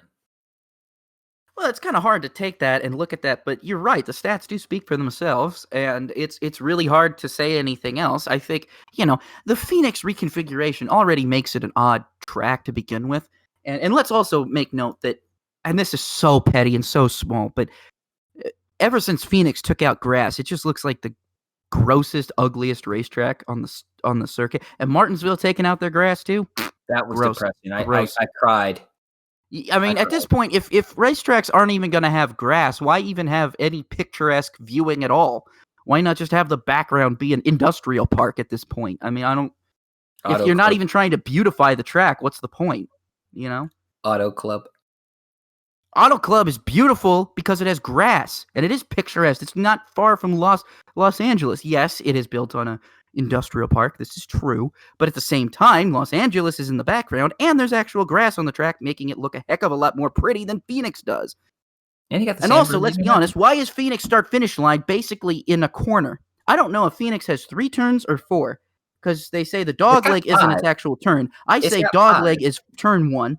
The actual turn 1 is turn 2. Then there's turn 3, and then you have turn 4, and that's like going into the start-finish line. I don't care. But yeah, I'm going to upshift on that and say Kevin Harvick's reign at Phoenix is over, even though Phoenix looks gross now. I don't know why I went on to that topic, because I just had to say that, because that just really bothered me. I looked at that over the weekend, and I especially noticed it when I saw the tweet that Martinsville took out the grass. I was like, Phoenix, I never liked the look of Phoenix, and I think I realized why. It's because it has no grass anymore. And that it finally clicked with me. I was like, this is why Phoenix looks ugly to me. It's because there's no grass. Even if they put sand in there, it'd still look better than the way it looks now, just all paved. It's like a parking lot there. I don't know. Bahrain doesn't look terrible with sand, and they could. It would be neat if they sprayed, painted it green, and then all of a sudden you have drivers driving through green. That would be kind of slick, I think. And even then, I would even say, at the very least, put AstroTurf somewhere. Well, then you can't necessarily. You don't want to drive through that. But still, just beautify the track. Put flowers. Do like IMS did. IMS doesn't have a lot of grass, but IMS does have grass. But do what IMS did. Put flowers on the end near the camera. Near the turn cameras. Cool. That would be cool. Do that. Cool. Make it pretty. Come on, Phoenix. Make it pretty. I don't care how many fan amenities you have. No, half the people can't even go anymore because COVID. Make it pretty. Put some flowers or grass or something around the track. Next question here. Brad Keselowski dived as low as a driver could go on the apron in Sunday's race at Phoenix. Do you upshift or downshift? An out-of-bounds line should be implemented at Phoenix. Well, I'll just explain that right now. It would look a lot better if there was grass and you couldn't go down there. But anyway, I digress. Josh, tell me what your opinion is. No, I'm going to downshift. I thought it was cool. I mean, it's gutsy. I mean, you kind of go back to what we kind of didn't touch on a lot, but, Jeb Burton dived low there into turn one. What's turn one now? And I know it's not the same quite turn that Brad Keselowski did, but you're using as much asphalt as you can. You're trying to make that lap as short as you can, as quick as you can. And Brad kind of shocked the world on that one because, I mean, I don't think you could have put a person in between him and the end of pit wall. I thought he got turned. I saw the way the camera angle went on the start of that lap. I about jumped out of my seat thinking, oh my gosh, did somebody turn the leader, the pole sitter on the start of the race? By the way, I can't believe I failed to mention this. And I guess I didn't watch the full race on did you watch the Xfinity race and the Cup race? Yes, of course. Okay. As I do it every week, even if I think the racing is crap, I'll still do it because I don't know what else to do on a Sunday. I thought so. But I know on Saturday the TV did not do the restarts for that race justice at all. Every single restart at Phoenix needs to be an aerial view, and because it's just too crazy not to have an aerial view through the start finish line all the way at least through the exit of turn 2. But as I said, no out of bounds line. I downshift, let them go wherever they want. If they want to drive it all the way down into the dust, and all of a sudden it looks like, oh my gosh, he's blowing an engine. No, he's just kicking up the dust. He's just kicking the dust out. Let him do it because that was too much fun. I don't. NASCAR is always. I've always joked that track limits don't exist in NASCAR, and I really don't think they should either. I think I'm with you. As much as it'd be a lot nicer if they didn't pave the whole dog leg and left some grass there, or at the very least paved a little bit of it, but not all of it, and left grass on the inside. At the very inside, put like a little rumble strip. Yeah, you're not going to be all the way down there by the wall. You shouldn't be, anyways. Right. I mean, it was crazy to see. I didn't have a problem with it when they first did it. Like I said, I would like there to be a little bit of grass there, but I do like the strategy that it gives you because, it's a risk. It's a risk. Do you take that risk of going down below that onto that flat and try and make up some time there, knowing what it could potentially do to the underside of your car, knowing what it could potentially do to your tires, to cause something to spark, cause your car to bottom out, what have you, knowing that you could screw up the next corner and slide all the way right up the racetrack if you don't do it just right. Right. It's a big risk, and I like that. I think that's risk versus reward. I think that's something that fans want to see. So no, I will say that I will downshift that there shouldn't be any out of bounds line at Phoenix. In general, NASCAR doesn't look very good when it has track limits because, let's be honest, most people watch NASCAR races because they're insane, not because they're well policed or courteous. Dale Earnhardt built the whole NASCAR rubbing his racing thing from the ground up. I think if people started saying, oh, we're going to give you a time penalty for going below that line there, I think people would probably turn off in droves more so than they already are. Next question here. Will we see a large disparity at times this season between the top teams in the NASCAR Cup Series and the second-tier teams because the second-tier teams are saving money for the next-gen car? Do you upshift or downshift this, Josh? I'm going to upshift. I think that we're going to see some races this year where I think we may have seen one on Sunday. I think we'll see if it was a start. Because I thought we'd see more out of the Childress cars in the Childress section of Chevrolet, and I thought we'd see more out of Roush too. And they didn't have, and those two groups didn't have great races. So, yeah, I'm going to upshift. I think we'll see where some teams are going to say, hey, look, we're going to take our looks this weekend, and we're not going to do very well. We're going to put this a little bit of money away for the next gen car. We can spend more next year and try to get off to the best start possible with it. I think it's possible. I'm not saying that's wrong or right. Question I thought of today while at work, and I thought I'd pose it, and I upshift. It's a good question, and the thing here is I'm going to upshift too, but this is the reason I'm going to upshift this is because I think that what you're going to see, what you saw on Sunday is probably what you're going to see at a lot of the 750 horsepower small blade races. So a lot of the short track races like Phoenix and probably Loudon as well, you're probably going to see Dover. Not as exciting of a race. Dover maybe too. You're probably not going to see as exciting of a race as you're going to see in a mile and a half. But at the same time, I think that's about to be expected. I think the sad part is short tracks in NASCAR are not as exciting as they were 2-3 years ago, whereas the mile and a half are quickly becoming the more exciting races to watch, at least from the past two. Oh gosh, I think that might be a hot take, man. I think you're now. Listen to me. Phoenix was not as exciting of a race as Vegas or Homestead was, and I am going to say that straight up, and that's why I'm saying that. Because I saw more passing and I saw better pit strategy than at Vegas and Homestead than I saw at Phoenix. I'm sorry. That's just how I felt. That's just what I saw watching the race. I think the more exciting part at the 550 high downforce will be that I think you'll have more parity. I think you'll see. And that's what I like about it. Yeah, I think that's fair. But I think the more exciting racing in general will come from the 750 low downforce, but you'll have your big hit. You have your heavy hitters up there. Restarts were really good at Phoenix. But I think after that, it seemed to kind of fall off. Guys started to get strung out. Now, maybe there was more racing back 20th on, which, we never got to see, unfortunately. No. But, at the same, that's just what I'm saying. It is a hot take. But that's, and that's something that I thought I would never say watching NASCAR because, 3 years ago, Atlanta, I would have just been like, I'm not going to watch this. But Phoenix, I would have given my full attention to. This year, Phoenix, I kind of wrote off and said, I figure this isn't going to be that great of a race. But now Atlanta, I'm like, I'm excited. I am pumped up for Atlanta this weekend. I don't think I can register the amount of jacked I am for Atlanta. But that's just how I'm feeling because I like that parity. A lot of the things that made me like NASCAR was the fact that, especially back in the early 2000s, was the fact that anybody could come from anywhere on the racetrack and win at any given week. I loved that. It was like, it helped Casey Kane be who he was. I mean, if Casey Kane was not finishing second to all those guys in 2004, nobody would know who he was. I mean, that's how I knew who he was. I learned who he was as soon as he finished second to Kenseth at Rockingham. And at that point, I've been in love with the guy ever since. So I'm just, and let's be honest, if that was Bill Elliott the year before, I doubt you he was going to do that. He might have won the race, but he wasn't going to do what Casey Kane did. Actually, Bill Elliott did win the race the year prior at Rockingham. I apologize for that.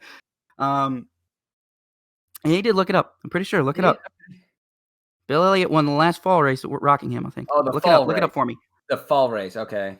Yeah, I said he won the last fall race at Rockingham. But yeah, that's what I like. I like that parody. So that's where my take is going with that. But yeah, I'm going to upshift because I think that a lot of teams are going to be saving for the next gen car, especially with the higher horsepower, smaller blade, because I don't think that's going to be very financially safe for them. I think they have just better chances of success with the big ass spoiler in the 550 horsepower position, and that's again where all the parity comes from too. So if there's more parity there, of course those smaller teams are going to invest a little bit more money onto these teams. So again, it all goes back to why I'm upshifting with you. That's my opinion, and you thought of this. I didn't even think about this, so that's where I'm going with it. It was Bill Elliott, by the way. It was Bill Elliott. Awesome. My memory is still good after all these years. I don't drink, so that's good though. But so that's probably why my memory is still good.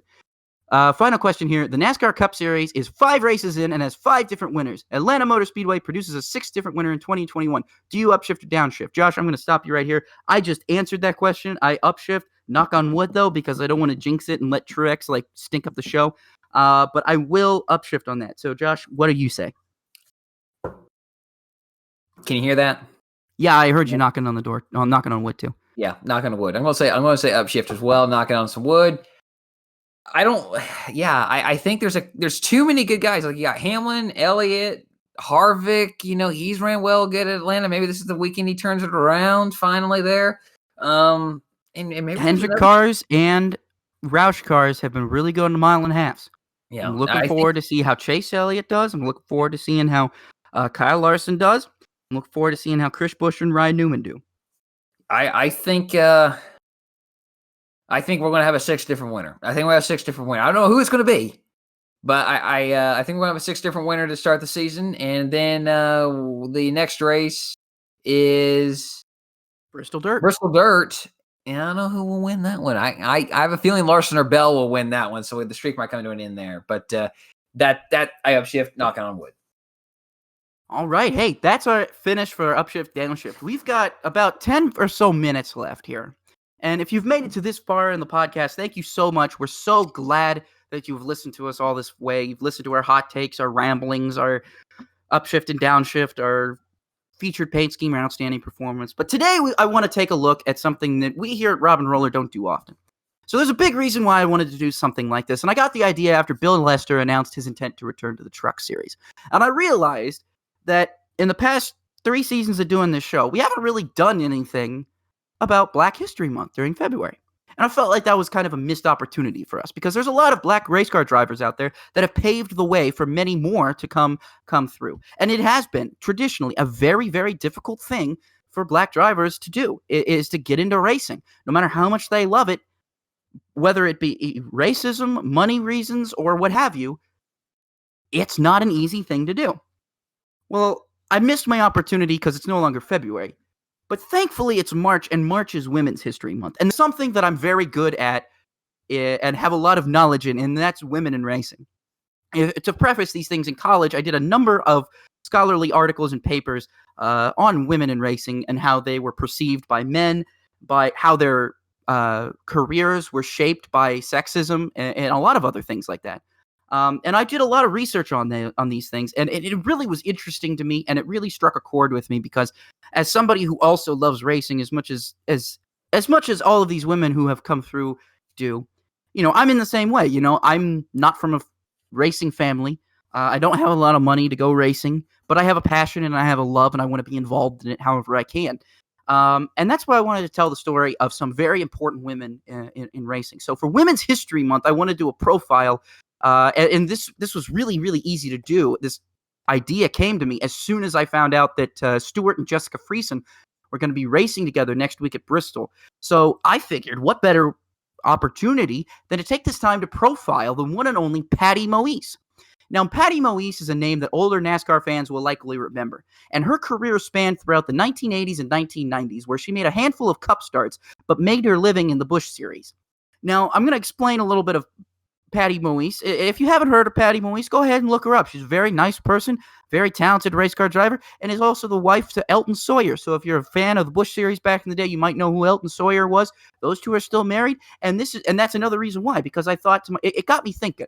I had never heard, in NASCAR at the very least, of a husband and wife racing against each other until NASCAR Man from Racing Reference posted on Twitter a video of Elton Sawyer and Patty Moise racing, and it jogged my memory and reminded me that they are in fact married. They still are married, actually. And they were the first real husband and wife to race against each other on the track. We've had several instances of father and son, father and daughter, even brothers and brothers, brother and sister, even twin sisters in the Cope twins, although those are more infamous than famous. But you know what I mean? There's been a lot of drivers like that. So this was a great opportunity to talk about this. So Patty Moise, her father, Milton, passed his love of racing on to Patty at a young age, and her love of speed was apparent almost immediately. Now, Moise grew up in the 60s and 70s, making her pro racing career debut in 1980 in sports cars. Now, that's some articles say 1981. Driver Database said 1980. It's a bit muddy on when officially she did make her sports car debut, but I'm going to say 1980 because that's the first time I could find any record of her having competed in sports cars. So 1980 was when she made her career and debut in sports cars. And now there was never a doubt that Patty Moise had talent and speed behind the wheel. However, like most drivers, sponsorship was a major problem for Moise. Now, if you ever seen the ESPN 30 for 30 documentary Qualified, which I highly recommend you do, please do. It is one of the greatest films, I think, that really did Janet Guthrie's struggle as a female driver justice. I think it really showed just how difficult it was for someone like Janet Guthrie, quite literally a trailblazer who laid the foundation for someone like Patty Moise to come through and later race. You'd know how difficult it was for women drivers to find sponsorship during the latter part of the 20th century. There's just too much sexism going on, especially amongst rich CEOs and marketing agencies. You know, you had race car drivers out there who would say, I don't care who's behind the wheel as long as they don't wreck me. AJ Foyt obviously was the one who, if you don't know this story, AJ Foyt was fed up with sexism around Janet Guthrie when she was trying to qualify at Indianapolis. So much so that Foyt said, all right, I'm going to prove all these jerks wrong. And he put Guthrie in one of his cars, and she ran out and laid a lap that was fast enough to probably put her in the show, if not even in the top 5. I remember hearing about that. So yeah, there was no doubt that Guthrie had the talent and the speed. It was just all a matter of funding and getting the right car and team. And that's really what you're going to be seeing all the way up until about Danica Patrick, who was really the only female driver really to ever have a major deal with a big team and have opportunities that she had. I mean, Guthrie had plenty of great opportunities, but it's not like Rick Hendrick called her up and said, hey, do you want to run a full-time season with us? That never happened. You know, if he did, he probably asked her to run for a one-off. That's usually the best Guthrie was able to get. But so obviously Guthrie's difficulties were the same with Patty Moise. And so Patty Moise was not able to secure a full-time ride in sports cars and decided to shift her focus to short track racing and NASCAR, specifically in the NASCAR Busch Series. So Patty Moise makes, decides she wants to get into NASCAR. And so she makes her Busch Series debut in 1986 at Road, driving for Randy Hope's Hope Motorsports in a Buick numbered 47. This is notably the first race for the Busch Series in its history held on a road course. The Busch Series, up until 1986, had never run on a road course. Patty Moise was entered at Road Atlanta, so you could almost call her a road course ringer if you really wanted to. She was not only a female driver, but she was also, in a sense, a road course rigger because of her sports car background. Now, Patty Moise goes out, and I'm not kidding you. This Hope Motorsport team, complete total garbage. I've never heard of Randy Hope before. His team, gone. Dissolved. Not existent anymore. Patty Moise goes out there, qualifies third on debut at Road Atlanta in a complete crap car. She outqualified Cup regulars Dale Earnhardt and Darrell Waltrip, who had traveled to Road Atlanta for the race for road racing experience. She outqualified how many? Let's see, 7, 8, 86. 9. That's 10 championships. Okay, that's 10 championships. Well, not at the time. Earnhardt only had like 2, I think, at the time. But 1980 and what other year did Earnhardt win? I can't remember. He was his second? He was 86, 87, 90, 91. So 86, 87. Okay, so Earnhardt was only a one-time champion at this time. Yeah. So yeah. But still, you outqualified Dale Earnhardt and Darrell Waltrip on debut. That's pretty impressive. Yeah. The only problem for Patty Moise starting third on debut was, like I said, the car was a piece of crap. So guess what it did on the first lap? The engine blew. Because of course the engine blows on the first lap. Not her fault. Not her fault. She got off to a good start, drove the car perfectly, didn't miss any shifts. Engine just wasn't good enough to run more than one lap for some reason. What are you going to do? What are you going to do? But it's okay because she came back later in 1986 and with Hope Motorsports and made her oval debut at Rockingham. But she would retire after only 44 laps with a rear end problem. Again, crap cars. what are you going to do? Not really an example of Moise's talent, more so the fact that whatever team she was driving for couldn't build a car to save their lives. Now, by this point, even after 2 Busch Series starts, Patty Moise was turning heads, and she had the speed to compete for wins, but just couldn't seem to get behind the wheel of a reliable race car.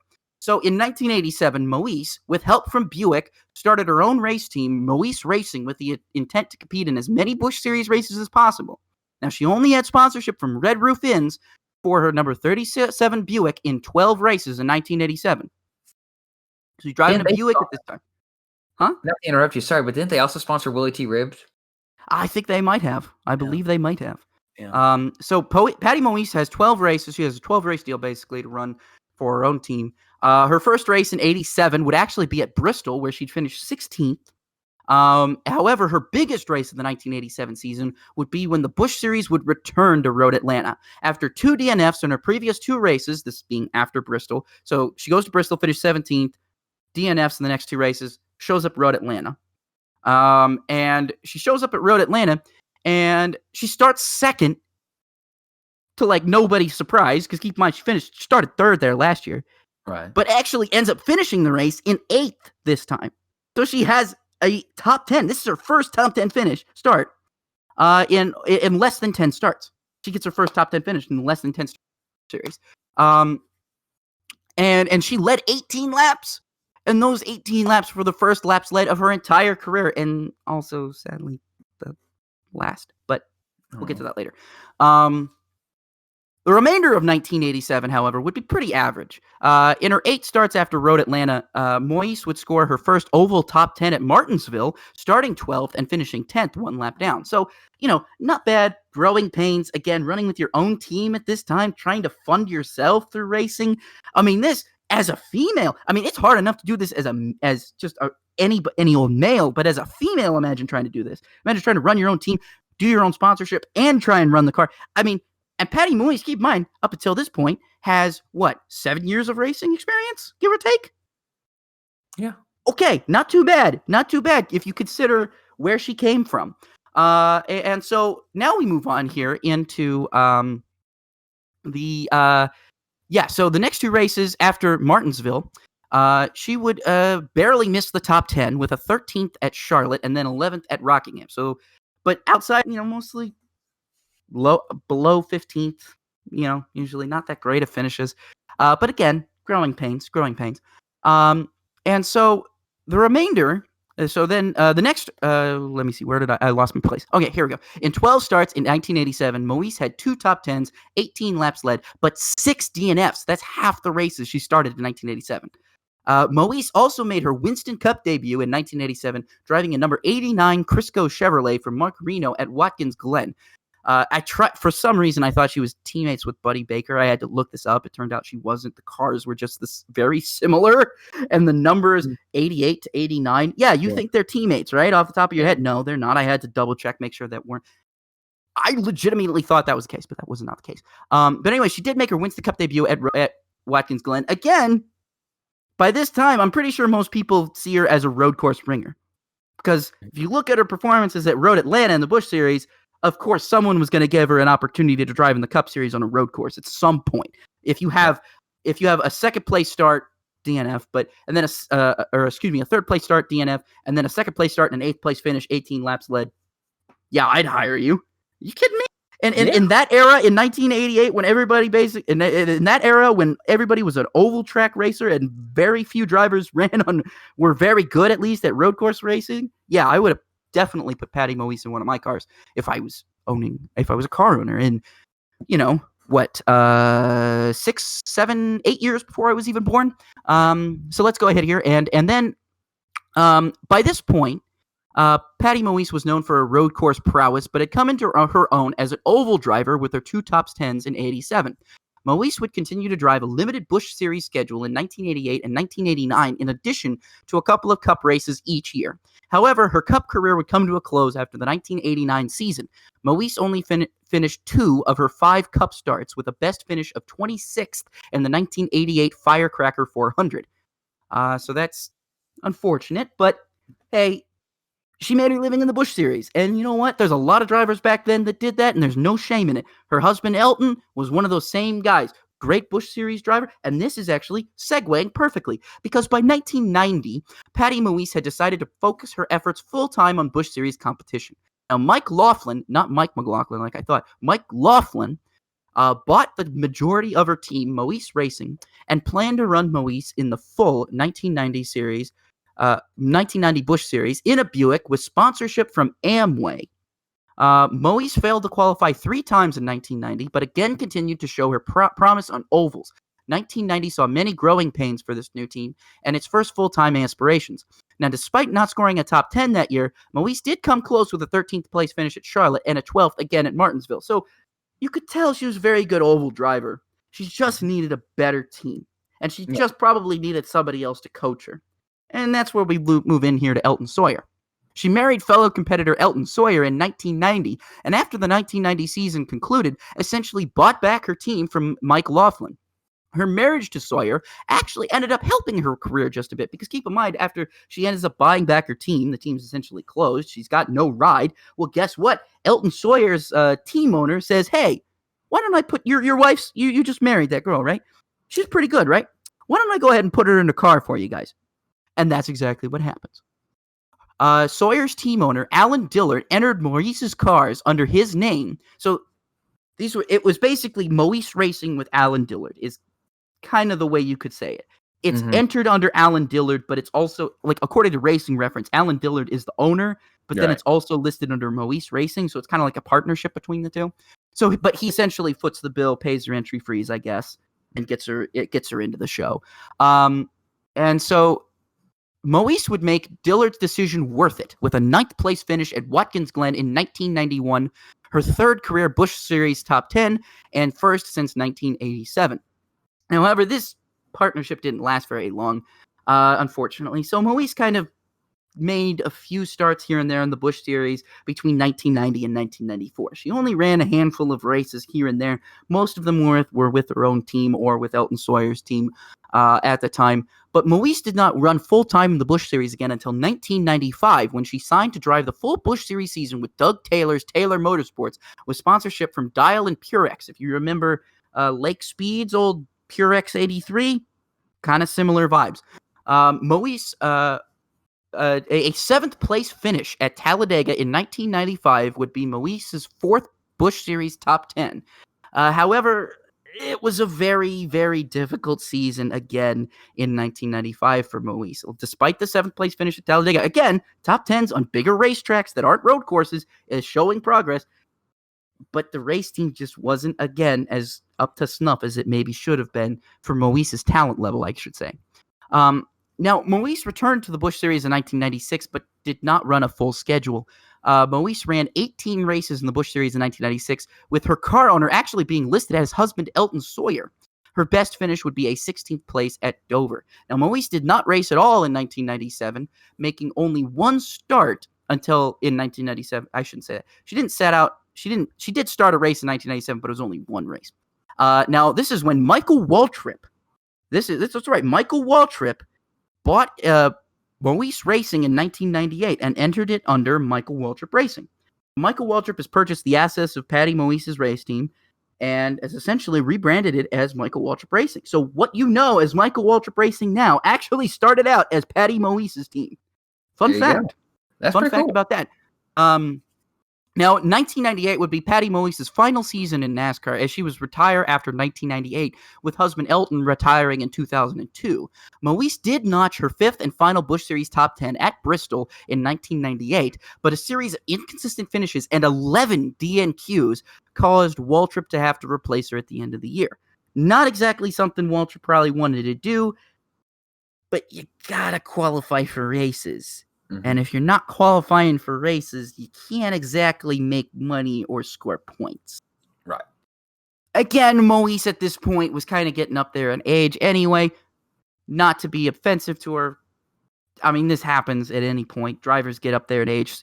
Her husband had the same thing happen to him. By 2002, people were like, all right, Elton, what have you done for me lately? You know, and that's kind of how Patty Moise went out. It was kind of like, okay, yeah, you did great in the 80s, but what have you done for me lately? It's been 10 years since you had a good run. What have you done for me lately? And that happens with race car drivers' careers after a while. If you don't have a whole ton of success throughout a period of time, eventually it's just going to kind of fizzle away with you. And so after racing, Patty Moise now resides in her hometown of Jacksonville, Florida, with husband Elton Sawyer. The two are still together, actually, and they do reside. Elton Sawyer, actually, we were talking about this earlier. He was competition director of the Truck Series, he said, and it's now Ben Kennedy that's in that place. I don't know if Ben is still in that place because I think he might take. Or he was replaced by Ben Kennedy. Excuse me, I should have said. But yeah, so Patty Moise, Elton Sawyer still together. So, hey, anything can happen. Well, probably it won't. If it didn't ruin Patty and Elton's relationship, I imagine it won't happen to Stuart and Jessica. So I'm not expecting that. But actually, there's an interesting article that I was talking about, and I'll reference it here. Racing Reference, Jacksonville.com, Driver Database, and the Orlando Sentinel contributed to today's Women's History Month profile on Patty Moise. And that was an interesting article from Jacksonville.com. It was more so, it was written back in 2013, more so about Danica Patrick and Ricky Stenhouse's relationship at the time, but it interviewed Elton Sawyer, and they asked him, because he was a resident of Jacksonville, Florida at the time, so it was just an easy connection, I guess, for the author to make. And he kind of described, he said, it's a lot different now because they mentioned a controversy where Danica was driving a Ford rental car with Ricky when she was driving a Chevrolet in the Cup Series, and that caused the whole problem. Elton said, yeah, we didn't have any problems with that. We showed up to the racetrack together and left together, and we didn't talk about racing unless we were on the track together. So they kind of just, they knew they were both fierce competitors. They don't talk about racing. But you can make the relationship work as long as you don't talk about racing. So that's really interesting. So yeah, great to talk about Patty Moise. Anytime we get to talk about a great driver that never should be forgotten, because really, Patty Moise should be considered not only one of NASCAR's first female drivers behind Janet Guthrie, but also one of NASCAR's first real successful road course ringers who showed up on debut at Road Atlanta and out-qualified Earnhardt and Waltrip. And wait, I think she was only a few tenths behind Terry Labonte, who was the pole sitter of that race. So, again, not too bad, not too shabby. Yeah, that's a Cup champion right there, a few years removed. That's true. So, Josh, do you have anything you want to add on Patty Moise before we call it a show? Oh, I wish I could add anything to that, but I can't. Awesome job, Rob. I enjoyed that a lot, and I learned a lot. So thank you for sharing this, and you can have this segment anytime. Well, I'll look and see, because the thing about the segment was the reason why Patty Moise was an easy pick, because nobody ever talks about her. You hear everybody and their mom talk about Janet Guthrie. Everybody and their mom talks about Danica Patrick. Most people talk about Sarah Fisher. But how often do you hear the words Patty Moise be mentioned in standard NASCAR discussion? Never. And she was a trailblazer in her own right.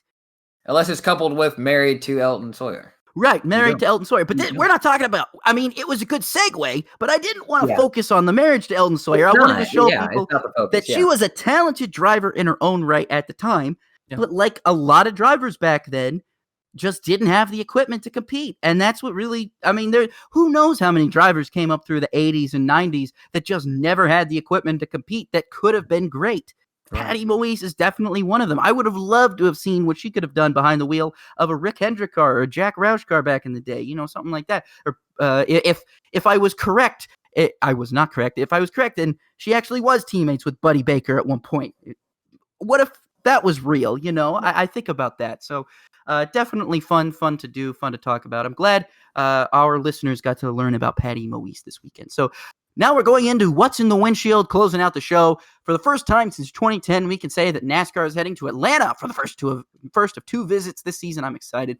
We got a doubleheader on Saturday. The Camping World Truck Series and the Xfinity Series will both race on March 20th, with the NASCAR Cup Series racing on March 21st.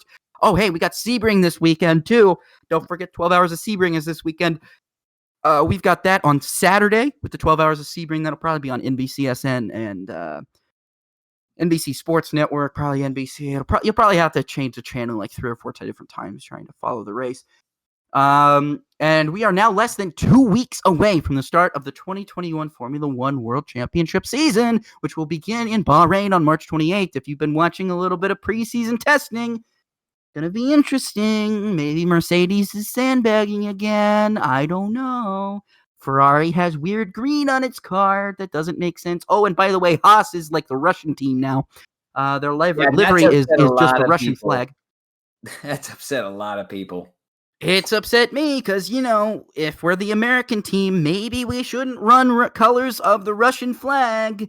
To be fair, Just they have the same colors as us, but right.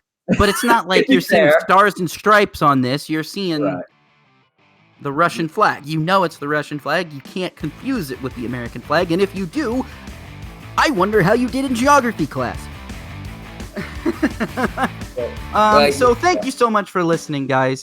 Josh and I love doing this with you. We love bringing this show to you every single week. So please don't forget to follow us on social media if you like the show. Subscribe to us on YouTube, please. If you do like the show, we'll post throwback episodes as well as brand new episodes just about every week from that. So don't forget to follow us on socials and YouTube. And everybody have a great weekend. Wear your masks. I know we can see the end. Vaccines are here. You're probably getting your stimulus payments this week too. Don't go spending it all in one place, guys. Just remember, be safe and be smart. We're still in a pandemic for, at the very least, a few more months, hopefully. We'll be out of this here, hopefully, by the end of the year. Knock on wood again. Because we probably said that like in March or something this time last year. We thought we were going to be out of this at the end of the year. That didn't happen. So let's just remember to be smart and remember to wear your masks and remember to love racing because that's what we do. So for Josh Roller, my name is Rob Peeters, and this has been the Racing with Rob and Roller podcast. Have a great week, everybody. We'll see you